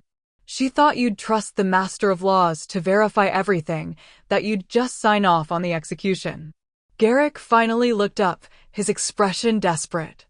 I never wanted anyone to die, Your Majesty. I swear. Nereus said it would be bloodless, that we'd just remove the guardian threat and everything would go back to how it was before. Before I unified the territories and brought actual peace? Lucas's voice could have cut steel. Before wolves stopped dying in pointless territorial disputes? Before we had the strength to defend ourselves against real threats instead of constantly fighting each other? Garrick flinched but didn't respond. Lucas turned to Kieran. And you? What's your excuse? I don't have one. The intelligence chief's defiance had crumbled, leaving only exhaustion. Nereus promised me power in the new Eastern regime. Promised I'd lead intelligence for the entire expanded territory. I was tired of serving, tired of watching lesser men advance while I did all the real work. His laugh was bitter. Stupid. I chose ambition over loyalty, and now I'll die for it. Yes, Lucas said simply. You will. Both of you. But first, you're going to tell my interrogators everything you know about the Eastern Alliance's plans, troop movements, supply lines, which lords are leading the invasion, every detail. And then I'm going to use that information to destroy them before they reach my borders. He gestured to Corvin. Take them. Get everything they know. I don't care what methods you use. As the guards dragged the prisoners away, silence fell over the war room. Merrin watched Lucas's shoulders sag slightly, the only sign of how much this was costing him. Betrayal from his own people, his own guard captain, his own family. The kind of wounds that left scars no healer could touch. I need to contact the border lords, he said without looking at her, his voice hollow. Get our defenses prepared. If the Eastern Alliance is mobilizing, we have days at most before they reach striking distance. Lucas. And I need to address the council, assure them we have the situation under control even though half my inner circle just turned out to be traitors. Lucas. She stood, moving around the table until she was directly in front of him. Stop. He finally met her eyes, and the pain there made her chest ache. I can't stop. If I let myself think about what Garrick said, about how Nereus has been planning this since you arrived, about how I almost lost you because I was too blind to see the conspiracy forming right under my... She grabbed his face, cutting off the spiral of self-recrimination. You didn't lose me. I'm right here. And you weren't blind, you were dealing with a sophisticated enemy who spent years preparing. No one could have predicted all of this. I should have. His hands came up to cover hers, holding them against his face like an anchor. I should have protected you better. Should have seen the signs. Should have been omniscient? She softened her voice, letting him hear the gentle challenge. You're a king, Lucas. Not a god. You can't prevent every betrayal, anticipate every conspiracy. All you can do is respond when threats emerge, and you've done that brilliantly. Brilliantly, he repeated, his laugh harsh. I nearly had you executed for treason. But you didn't. You read the evidence, found the inconsistencies, trusted your instincts about who I really am. She stroked his cheekbones with her thumbs, feeling the tension there. And when Nereus attacked, you stood with me. Lent me your power so I could fight back. That bond between us, the guardian connection, it worked, Lucas. Exactly the way it was supposed to. Some of the anguish in his expression eased. When I felt that dark magic reaching for you, when I saw you throw yourself in front of her attack, he closed his eyes briefly. I've never been that terrified. Not in battle, not during assassination attempts, never. The thought of losing you before we'd even had a chance to. He stopped himself, but Merrin knew what he'd been about to say. Before we'd even had a chance to be together. To explore what this bond could become without duty and conspiracy and political pressure constantly interfering. We have that chance now, she said quietly. Nereus is exposed, most of the conspirators are captured, and the Eastern threat is out in the open where we can fight it properly. For the first time since this nightmare started, we actually have breathing room. Breathing room. He opened his eyes, and something shifted in his gaze. Some decision made, some barrier finally crumbling. You're right. We do. Then he was kissing her. Not tentative, not questioning, but with the fierce certainty of someone who'd been holding back for far too long. His hands moved from covering hers to tangling in her hair, pulling her closer, and Marin responded with equal hunger. She'd imagined this, late at night when she couldn't sleep, during long campaigns when he'd sleep in the tent next to hers, in quiet moments when their eyes would meet across strategy tables. But imagination hadn't prepared her for the reality. For the way he kissed like he was claiming her, marking her as his in ways that transcended any physical act. For the way his wolf rose to meet hers, dominance and submission and partnership all tangled together. For the way the guardian bond between them suddenly snapped into place with a force that made them both gasp against each other's mouths. She felt him. Not just physically, but deeper, felt his exhaustion and determination, his fear and fury, his absolute conviction that she was worth fighting for. And she knew, with bone-deep certainty, that he could feel her too. Could sense her own emotions, her trust, her growing feelings that went far beyond duty or prophecy. When they finally broke apart, both breathing hard, Lucas rested his forehead against hers. "I'm done pretending," he said roughly. Done following rules that were written to control rather than protect. Done letting politics dictate who I can care about. His hands tightened in her hair. "You're mine, Marin. My guardian, my partner, my mate." She finished the word he couldn't quite say. "That's what this bond means, isn't it?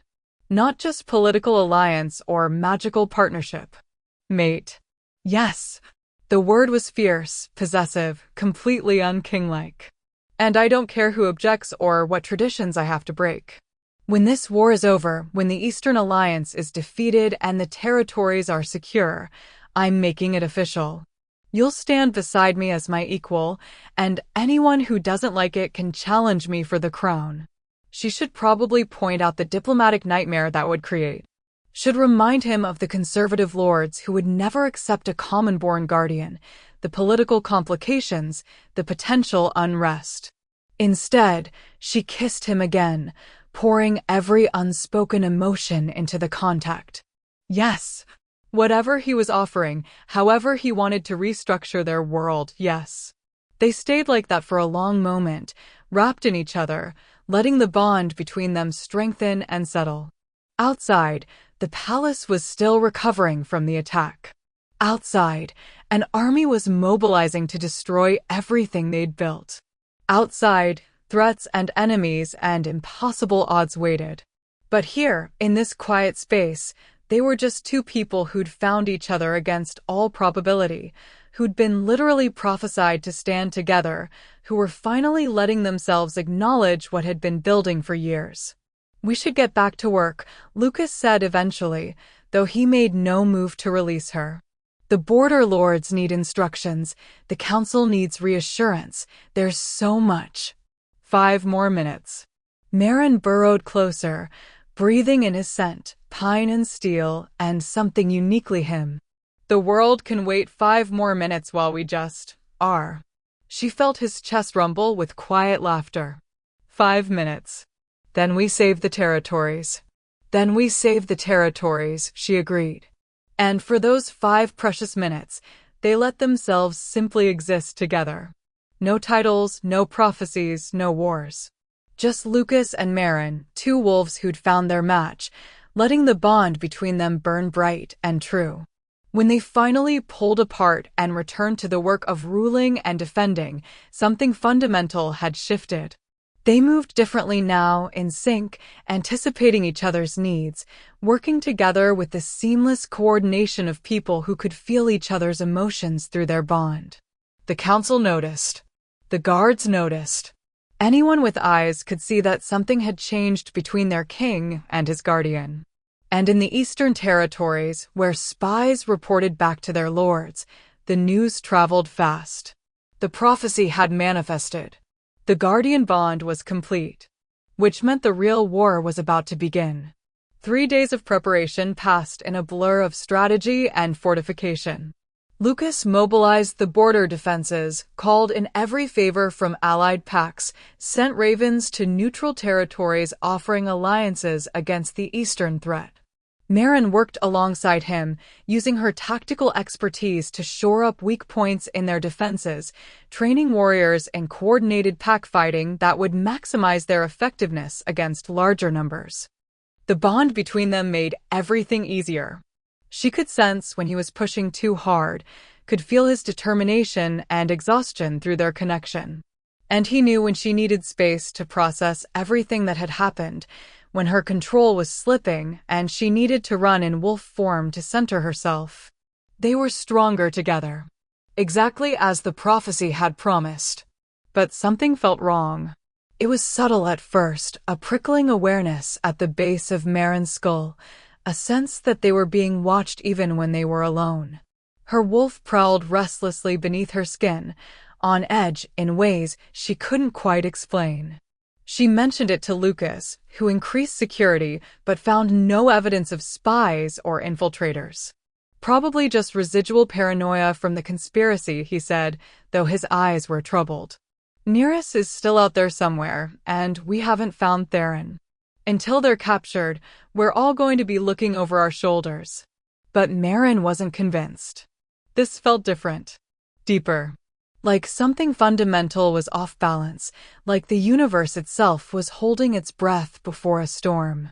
On the third night, she dreamed. She was standing in the first grove again, but this time the ancient stones were cracked and bleeding darkness from their fissures. The oak tree at the center was withering, its branches blackening and falling like rain. And standing at the altar was a figure she recognized instantly despite having never seen him before. Theron, Lucas's cousin. But wrong, his eyes pure black, dark magic radiating from him in waves that made reality itself seem to warp and twist. "You're too late," he said, his voice echoing with multiple tones as if something else spoke through him. "The bond is complete, but it won't matter. We've already won." "Who's we?" Meryn demanded, but the dream was already dissolving, pulling her back toward waking. The last thing she saw was Theron's smile, cruel and confident and utterly certain. She woke gasping, her heart pounding, the bond thrumming with distress. Beside her, Lucas stirred. They'd been falling asleep together in his chambers these past nights, too exhausted and too dependent on each other's presence to maintain separate sleeping arrangements. "Meryn?" His hand found hers in the darkness. "What's wrong?" "Theron." She sat up, trying to order her thoughts. "I saw him. In a dream, but not just a dream, it felt like a vision. Like a warning." Lucas was fully alert now, alpha instincts sharp. "What did you see?" She described it, the dying grove, the dark magic, the confidence in Theron's voice. Lucas listened with growing tension, and she felt his alarm through the bond even before he spoke. "The first grove is warded against dark magic. Has been for centuries. If someone's corrupting it, he was already moving, pulling on clothes, strapping weapons into place. We need to get there. Now. It could be a trap. Probably is." His eyes met hers, fierce and determined. "But if someone's actually attacking the grove, if they're corrupting the source of the prophecy magic itself, we don't have a choice. The grove falls, the bond weakens. Maybe breaks entirely." She hadn't thought of that. The Guardian bond was tied to ancient magic, to the same power that flowed through the first grove. If that source was poisoned. They rode hard through the night, taking only a small guard unit, trusted warriors who'd proven their loyalty during the palace attack. The forest felt wrong as they approached, the trees too quiet, the air heavy with tension that made Meryn's wolf want to turn and run. They found the grove exactly as her vision had shown. The standing stones were cracked, bleeding darkness like infected wounds. The great oak was withering, its leaves falling in a constant rain of decay.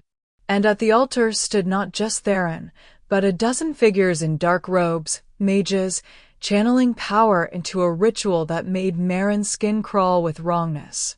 "Stop them." Lucas's command was absolute, and his guards charged forward. But the robed figures barely reacted.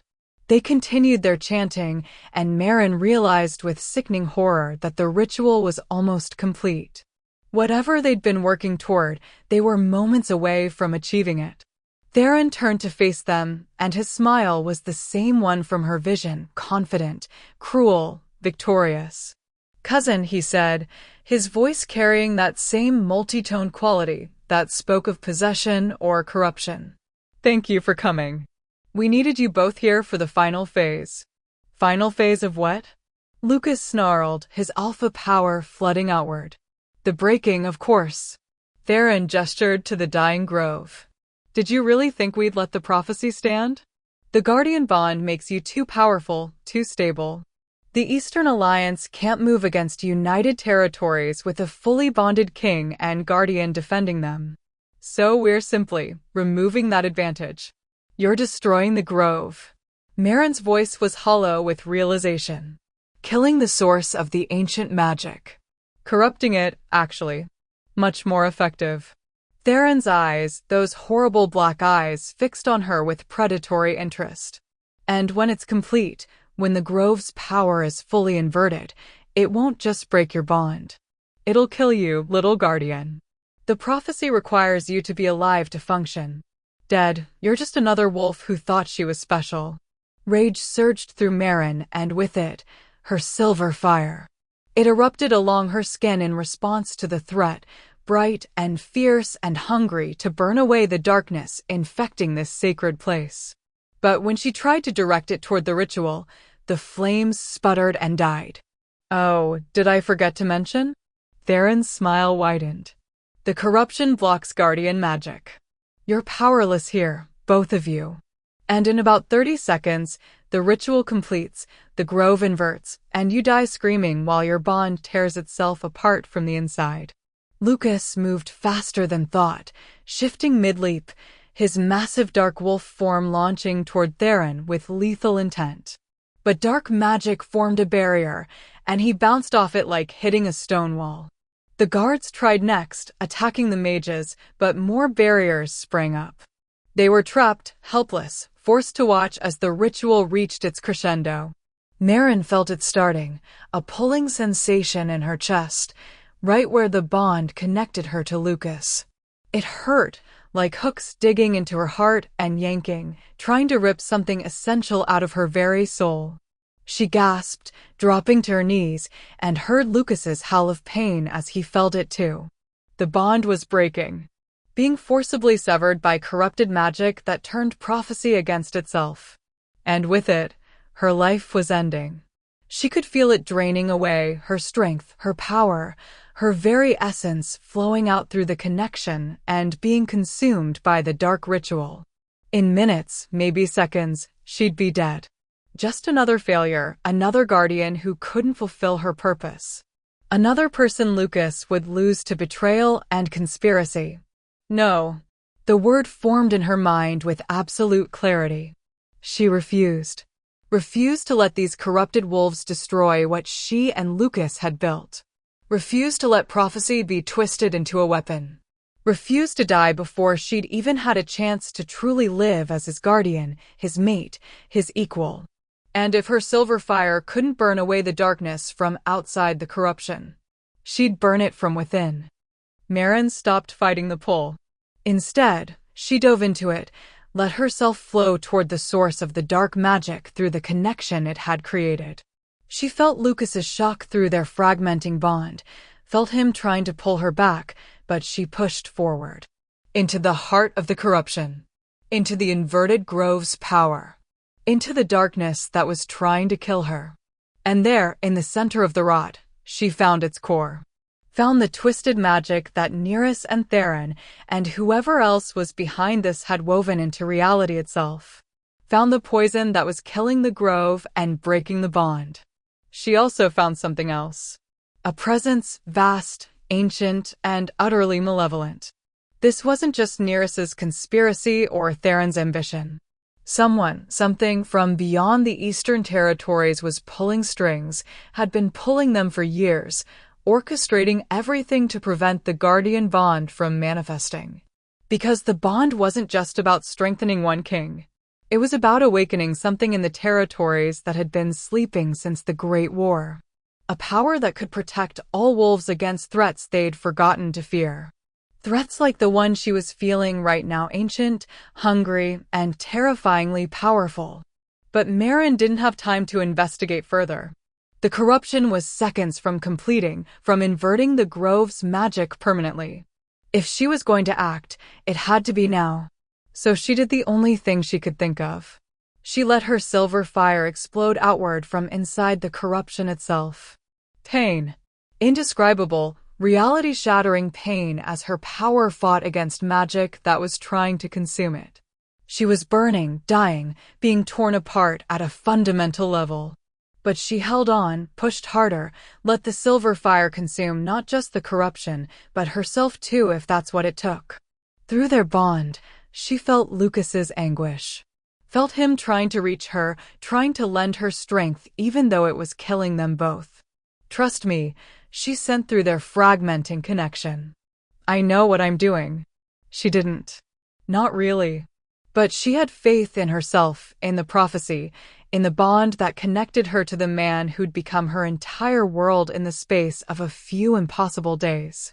The silver fire grew brighter, hotter, more intense than she'd ever managed before.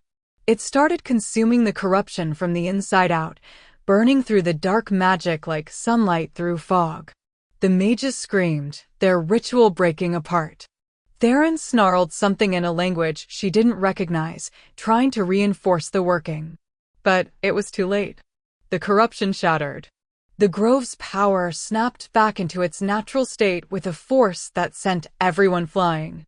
Marin felt herself hurled backward, felt her body hit something hard, a tree, stone.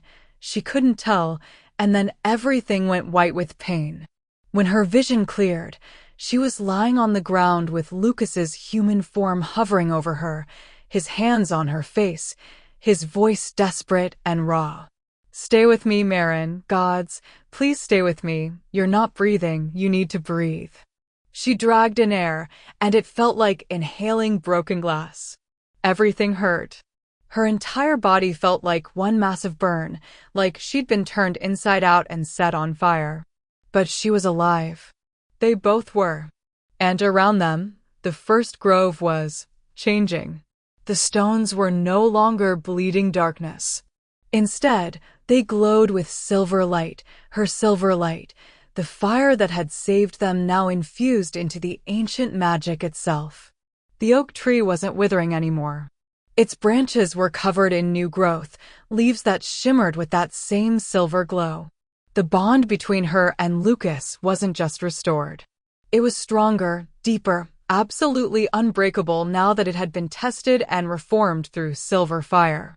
She'd changed the prophecy, made it hers instead of letting it define her. The mages, she croaked. Theron. Gone. Teleported away the moment the ritual broke. Lucas's voice was shaking. They left you to die. Left us both to die in the backlash. But we didn't. But we didn't. His laugh was slightly hysterical. You dove into corrupted magic that should have killed you instantly, burned it from the inside out, and somehow survived. Do you have any idea how insane that was? Had to be done. I know. I felt what you felt, that presence, that thing behind the conspiracy. His expression turned grim. This is bigger than the Eastern Alliance. Bigger than Nereus or Theron or any of the conspirators we captured. Something old and evil is moving against us, and it's terrified enough of what we represent to try destroying the grove itself. Marin struggled to sit up, and Lucas helped her, supporting her weight. Then we fight it. Whatever it is, however powerful, we fight it together. Together, he agreed. But as she looked around at the transformed grove, at the silver light now woven into ancient magic, she couldn't shake the feeling that they'd won this battle only to open the door to something much, much worse. The prophecy had manifested fully now. The guardian bond was complete and reinforced with her own power, which meant whatever had been trying to prevent this was about to escalate. The Eastern Alliance arrived 5 days later. 5 days that Maren spent recovering from burning herself nearly to death saving the grove. 5 days that Lucas spent fortifying their borders and gathering every loyal pack within riding distance. 5 days that both of them spent trying to understand what the presence in the corrupted magic had been, the ancient, malevolent thing that had orchestrated this entire conspiracy. They had no answers. Only questions and the certainty that whatever was coming would be worse than anything they'd faced so far. The scouts reported the Eastern Army at dawn, 3,000 wolves, maybe more, moving with military precision toward the northern border. At their head rode Lord Draven Ashcroft, one of the most powerful alphas in the Eastern Territories, known for his brutality and his ambition. And beside him, wrapped in dark robes that seemed to drink in light, was Lady Nereus. She'd aligned herself completely with the enemy now. No more pretense of loyalty, no more political games. Just open warfare against the crown she'd sworn to serve. They're not just trying to conquer, Lucas said, studying the scout reports spread across his war table. They're trying to break us. Specifically, the bond, the prophecy, everything we represent. Maren traced the enemy's route on the map. They're heading straight for the capital. No raids on villages, no attempts to secure territory. This is a direct assault. Because killing us is the objective. His expression was grim. That presence you felt in the grove, whatever it is, it's convinced the Eastern Alliance that we're a threat worth mobilizing an entire army to eliminate. Then we give them exactly what they're afraid of. He looked at her sharply. What do you mean? They expect us to defend from behind walls, use traditional military tactics, fight them the way kings and armies have always fought. She met his eyes, and he could see the silver fire flickering in hers, not just magic anymore, but determination and fury made manifest. But I'm not a traditional guardian. You're not a traditional king. And this bond between us gives us capabilities they can't predict because nothing like it has existed for centuries. Understanding dawned in his expression. You want to take the fight to them. I want to show them exactly what prophecy magic can do when it's wielded by people who refuse to be victims. She placed her hand over his on the map. We've been reacting this entire time to accusations, to attacks, to conspiracies. It's time we acted. Time we became what they're afraid we'll become. The histories say guardian-bonded pairs could turn the tide of entire wars. His voice was thoughtful now, strategic. That they fought as one being, each amplifying the other's power exponentially. Then let's test that theory. They spent the next hours planning, not a defensive siege but an offensive strike that would hit the Eastern Army before they reached the capital. It was risky, potentially suicidal, but it was also unexpected. And in war, surprise was often worth more than superior numbers. By nightfall, they were ready. Lucas addressed his assembled warriors in the Great Hall, 200 of his best fighters, alphas and betas from packs across the Northern Territories, all willing to follow their king into a battle that would determine the future of their world. The Eastern Alliance thinks we'll cower behind walls, he said, his voice carrying to every corner of the hall. They think we'll wait for them to surround us, starve us out, break our defenses through attrition. They're wrong. He paused, letting the words settle. Tonight, we ride out to meet them. We'll hit their camp before dawn, when they're unprepared, when they think they're safe. We'll show them that the Northern Territories don't wait to be conquered, we fight. We survive. And we protect what's ours with everything we have. Cheers erupted, but Lucas raised a hand for silence. Some of you will die tonight. That's the reality of war, and I won't lie to you about the odds. But know this, every one of you who stands with me, who fights beside your guardian and king, is part of something greater than any single battle. You're part of the reason prophecies manifest. The reason ancient magic chooses champions. The reason darkness doesn't win.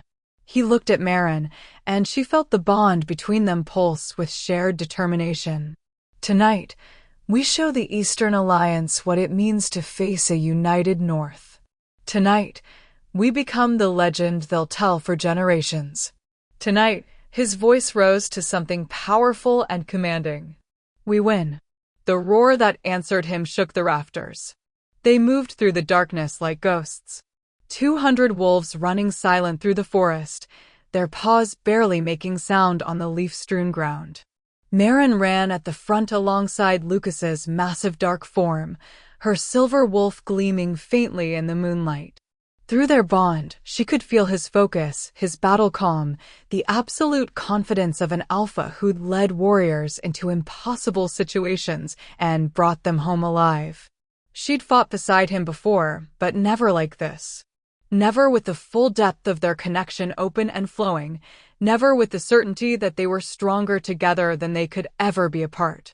The eastern camp came into view an hour before dawn. Rows of tents, posted sentries, the organized efficiency of a professional military force. They were confident, settled, convinced they had time to rest before the final push toward the capital. They were about to learn how wrong they were. Lucas's howl split the night, not just sound but command, alpha dominance that made every wolf for miles feel the weight of his authority. And in the same breath, Maren let her silver fire blaze to life, her entire form erupting with flames that cast light across the camp like a second sun rising. The Eastern Army woke to chaos. The Northern wolves hit them in a coordinated strike that spoke of years fighting together, trusting each other, moving as a single unified force. They tore through the outer defenses before the Eastern warriors could properly organize, before commanders could shout orders, before anyone could mount an effective counter. And at the center of it all, Lucas and Maren fought like forces of nature. He was brutal efficiency, claws and teeth, and raw alpha power that dominated everything in his path. Wolf submitted or died, no middle ground, no mercy for those who'd come to destroy his territory and his people. She was silver fire and fury, burning through dark magic when it rose to meet them, her flames protecting their warriors from corruption, her power amplifying Lucas's dominance until every wolf in the Eastern Army could feel the weight of what they'd chosen to face. Together, they were unstoppable. The bond between them allowed perfect coordination. She knew where he would strike before he moved, could support his attacks with her magic, could protect his vulnerable moments while he protected hers. He could feel when her power was flagging, could lend her strength through their connection, could position himself to defend her when she needed to channel larger workings. They'd become what the prophecy had promised, one being in two bodies, guardian and king, silver and shadow, fire and fury. The Eastern Army broke. Not immediately, not all at once, but gradually as warriors realized they weren't just facing a larger force, they were facing something beyond normal pack warfare. The Northern Wolves weren't just fighters, they were believers, defenders of something sacred, willing to die for their bonded king and guardian. And that belief made them terrifying. Lord Draven himself shifted to human form, his voice booming across the battlefield. Reform. Hold the line. They're just two wolves and some pack fighters. Maren's silver fire lanced across the space between them, and Draven barely managed to raise a shield of dark magic in time. The impact sent him staggering backward, his confident expression cracking into something closer to fear. Just two wolves. Maren's voice carried, cold and sharp. We're the reason your conspiracy failed. The reason your ritual shattered. The reason prophecy magic chose to manifest despite everything you did to prevent it. She advanced, her flames growing brighter with each step, and the Eastern warriors between her and Draven scattered rather than face her directly. Where the thing you were terrified would happen, she continued. And you were right to be afraid. Draven snarled something to the robed figure beside him, Nearest, who'd been hanging back, channeling dark magic into protective wards around the command tent. The former council member's face was twisted with rage and desperation. Kill her, Nearest shrieked. All of you, kill the Guardian. She's the linchpin. Without her, the prophecy fails, the bond breaks, everything falls apart. A dozen wolves charged Maren simultaneously, and she felt a spike of concern through her bond with Lucas. But she didn't need his help for this. She let the silver fire explode outward in a wave that consumed everything in its path. Not killing fire, she'd learned to control it better since the grove, but hot enough to make the charging wolves yelp and retreat, their fur singed, their confidence shattered. "I'm done being your target," she said, and her voice resonated with power that went beyond just her own. The grove's magic, now intertwined with her silver fire. The bond with Lucas, amplifying everything she was. The prophecy itself, made manifest through her refusal to be a victim. "I'm done letting you dictate the terms. Done playing defense while you plot and scheme and try to break what we've built." She raised her hands, and silver flames danced between her fingers, beautiful and deadly. "You wanted to see what a fully awakened guardian could do?"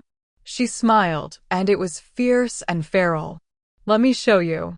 The fire spread, not consuming the Eastern warriors, but forming a barrier, a wall of silver flame that separated their army from the northern territories beyond.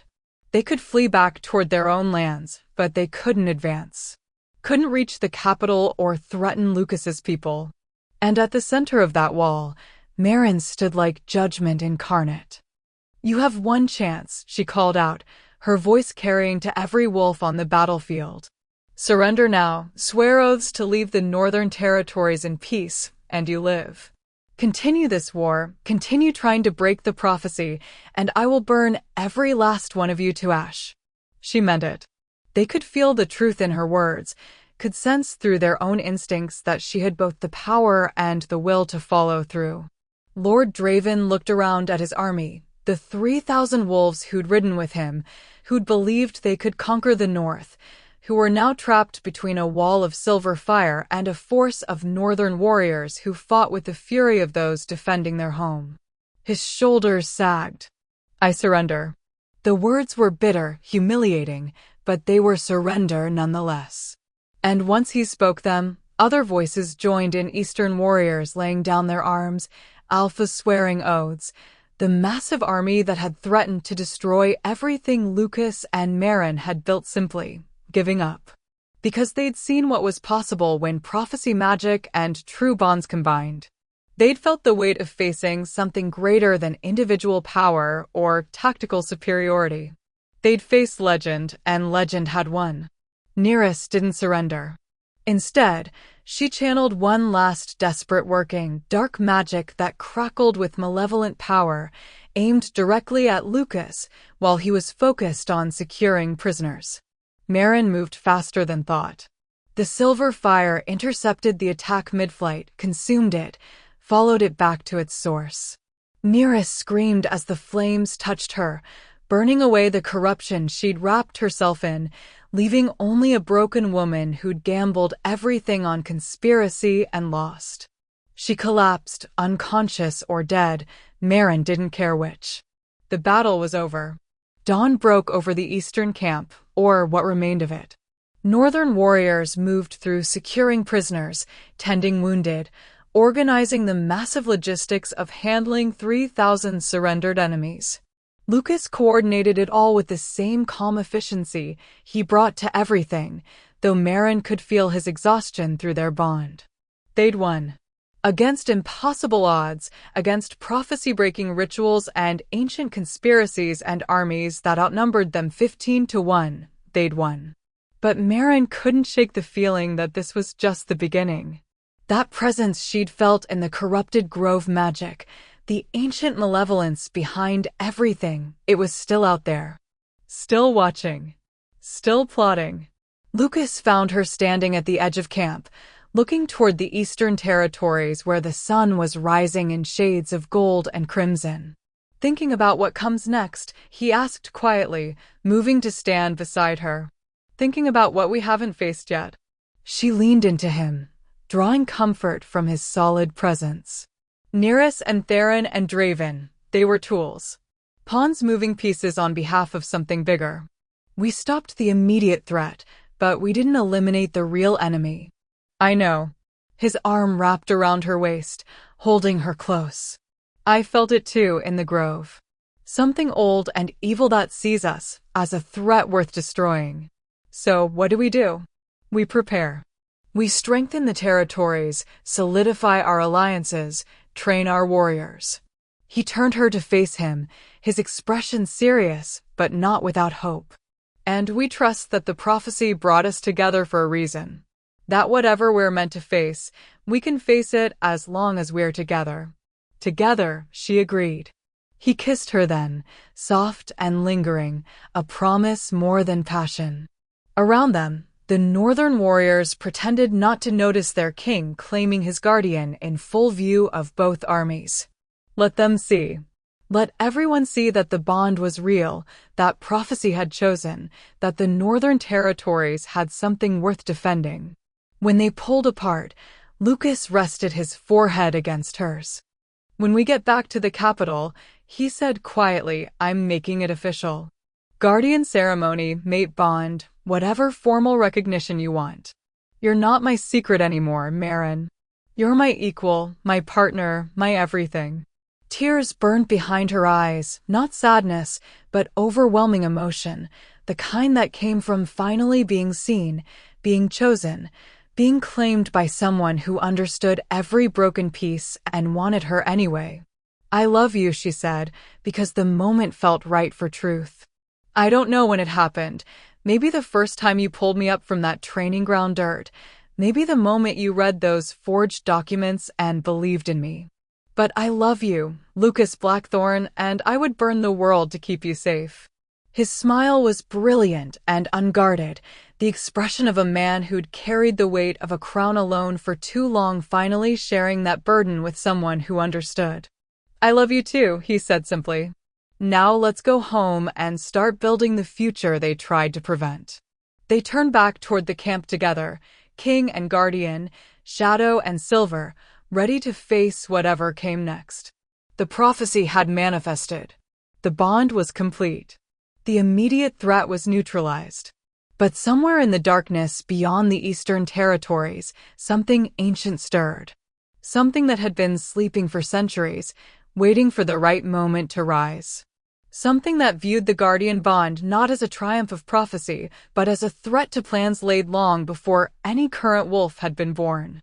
And soon, very soon, that ancient evil would make its move. But that was a problem for another day. Today, they'd won. They'd survived. They'd become legend.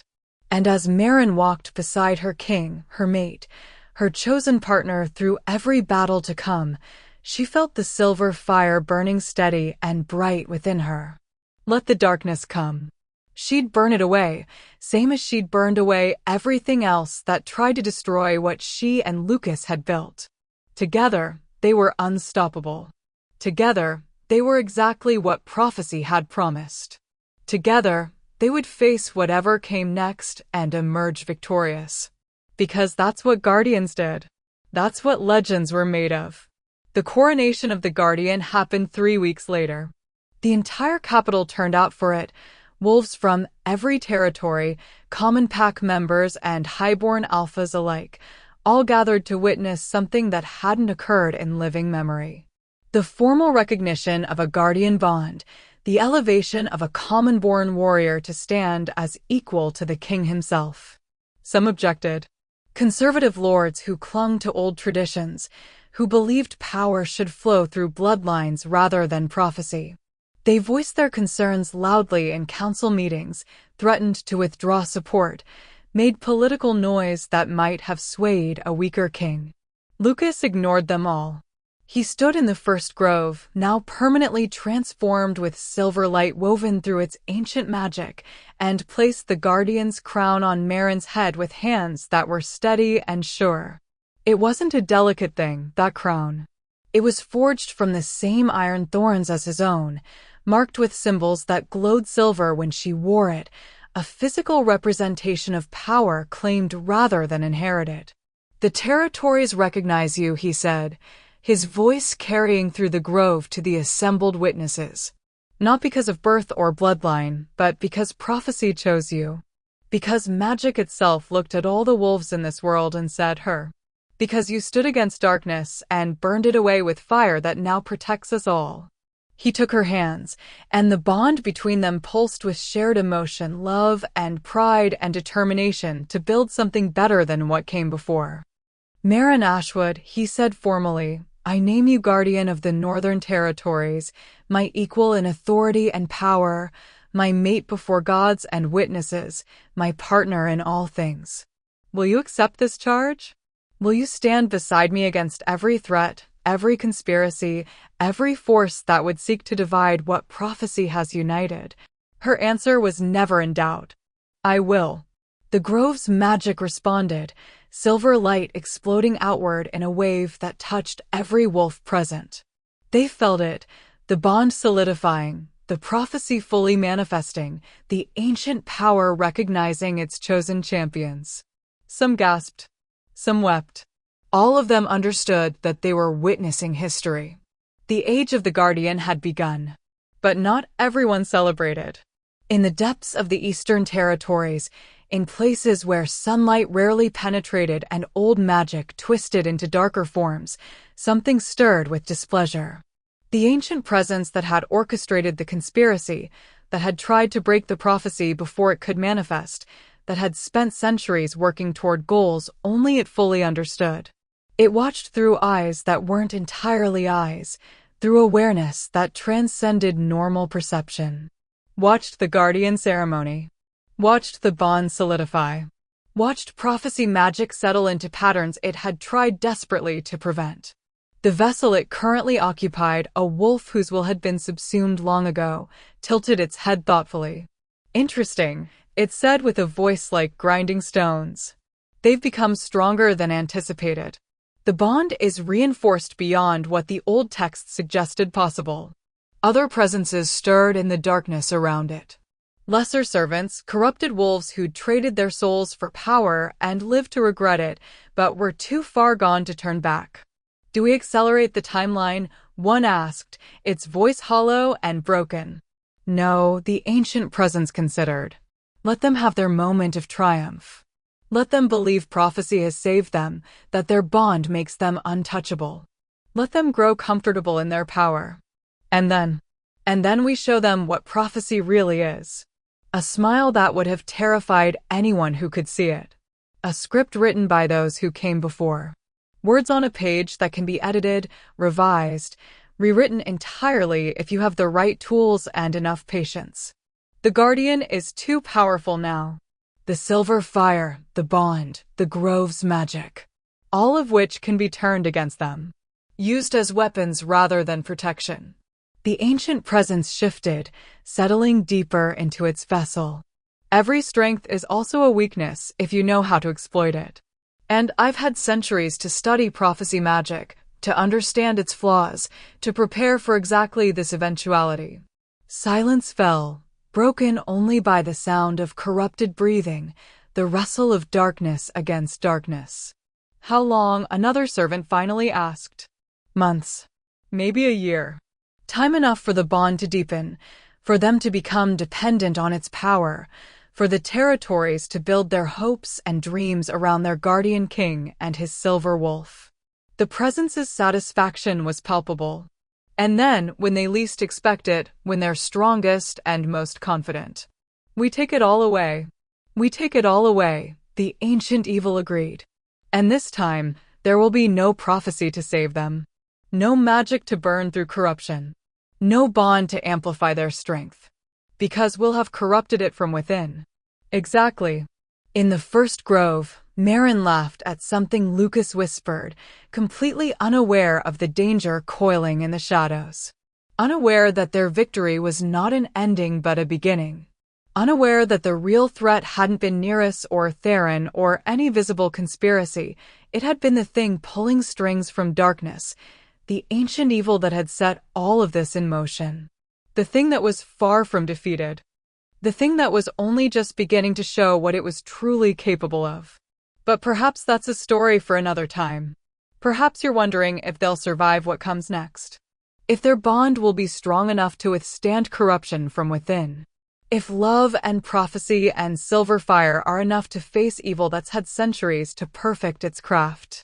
Perhaps you're wondering if you'd be strong enough in Marin's position. If you'd have the courage to face impossible odds, to burn yourself to ash if that's what it took to protect what mattered. If you'd stand beside your mate against darkness that was older than memory, stronger than any single wolf should have to face.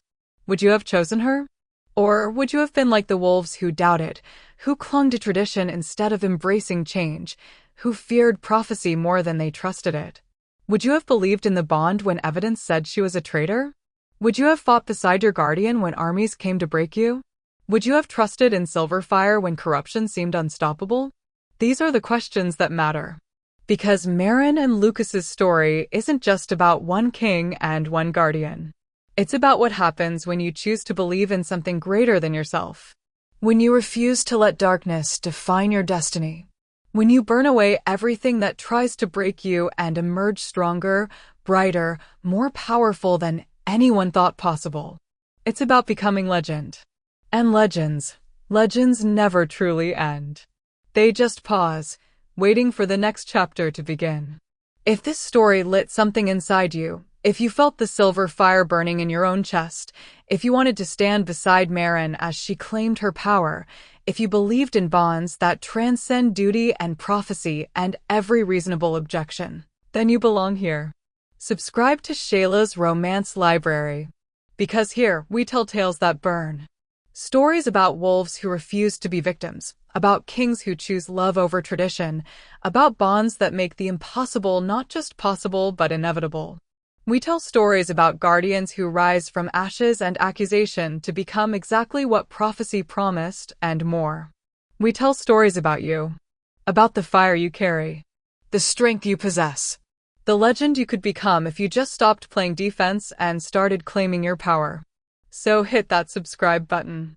Join the pack. Become part of something greater than any single story. Because Marin and Lucas's tale is far from over. The ancient evil is still out there, planning, plotting, preparing to strike.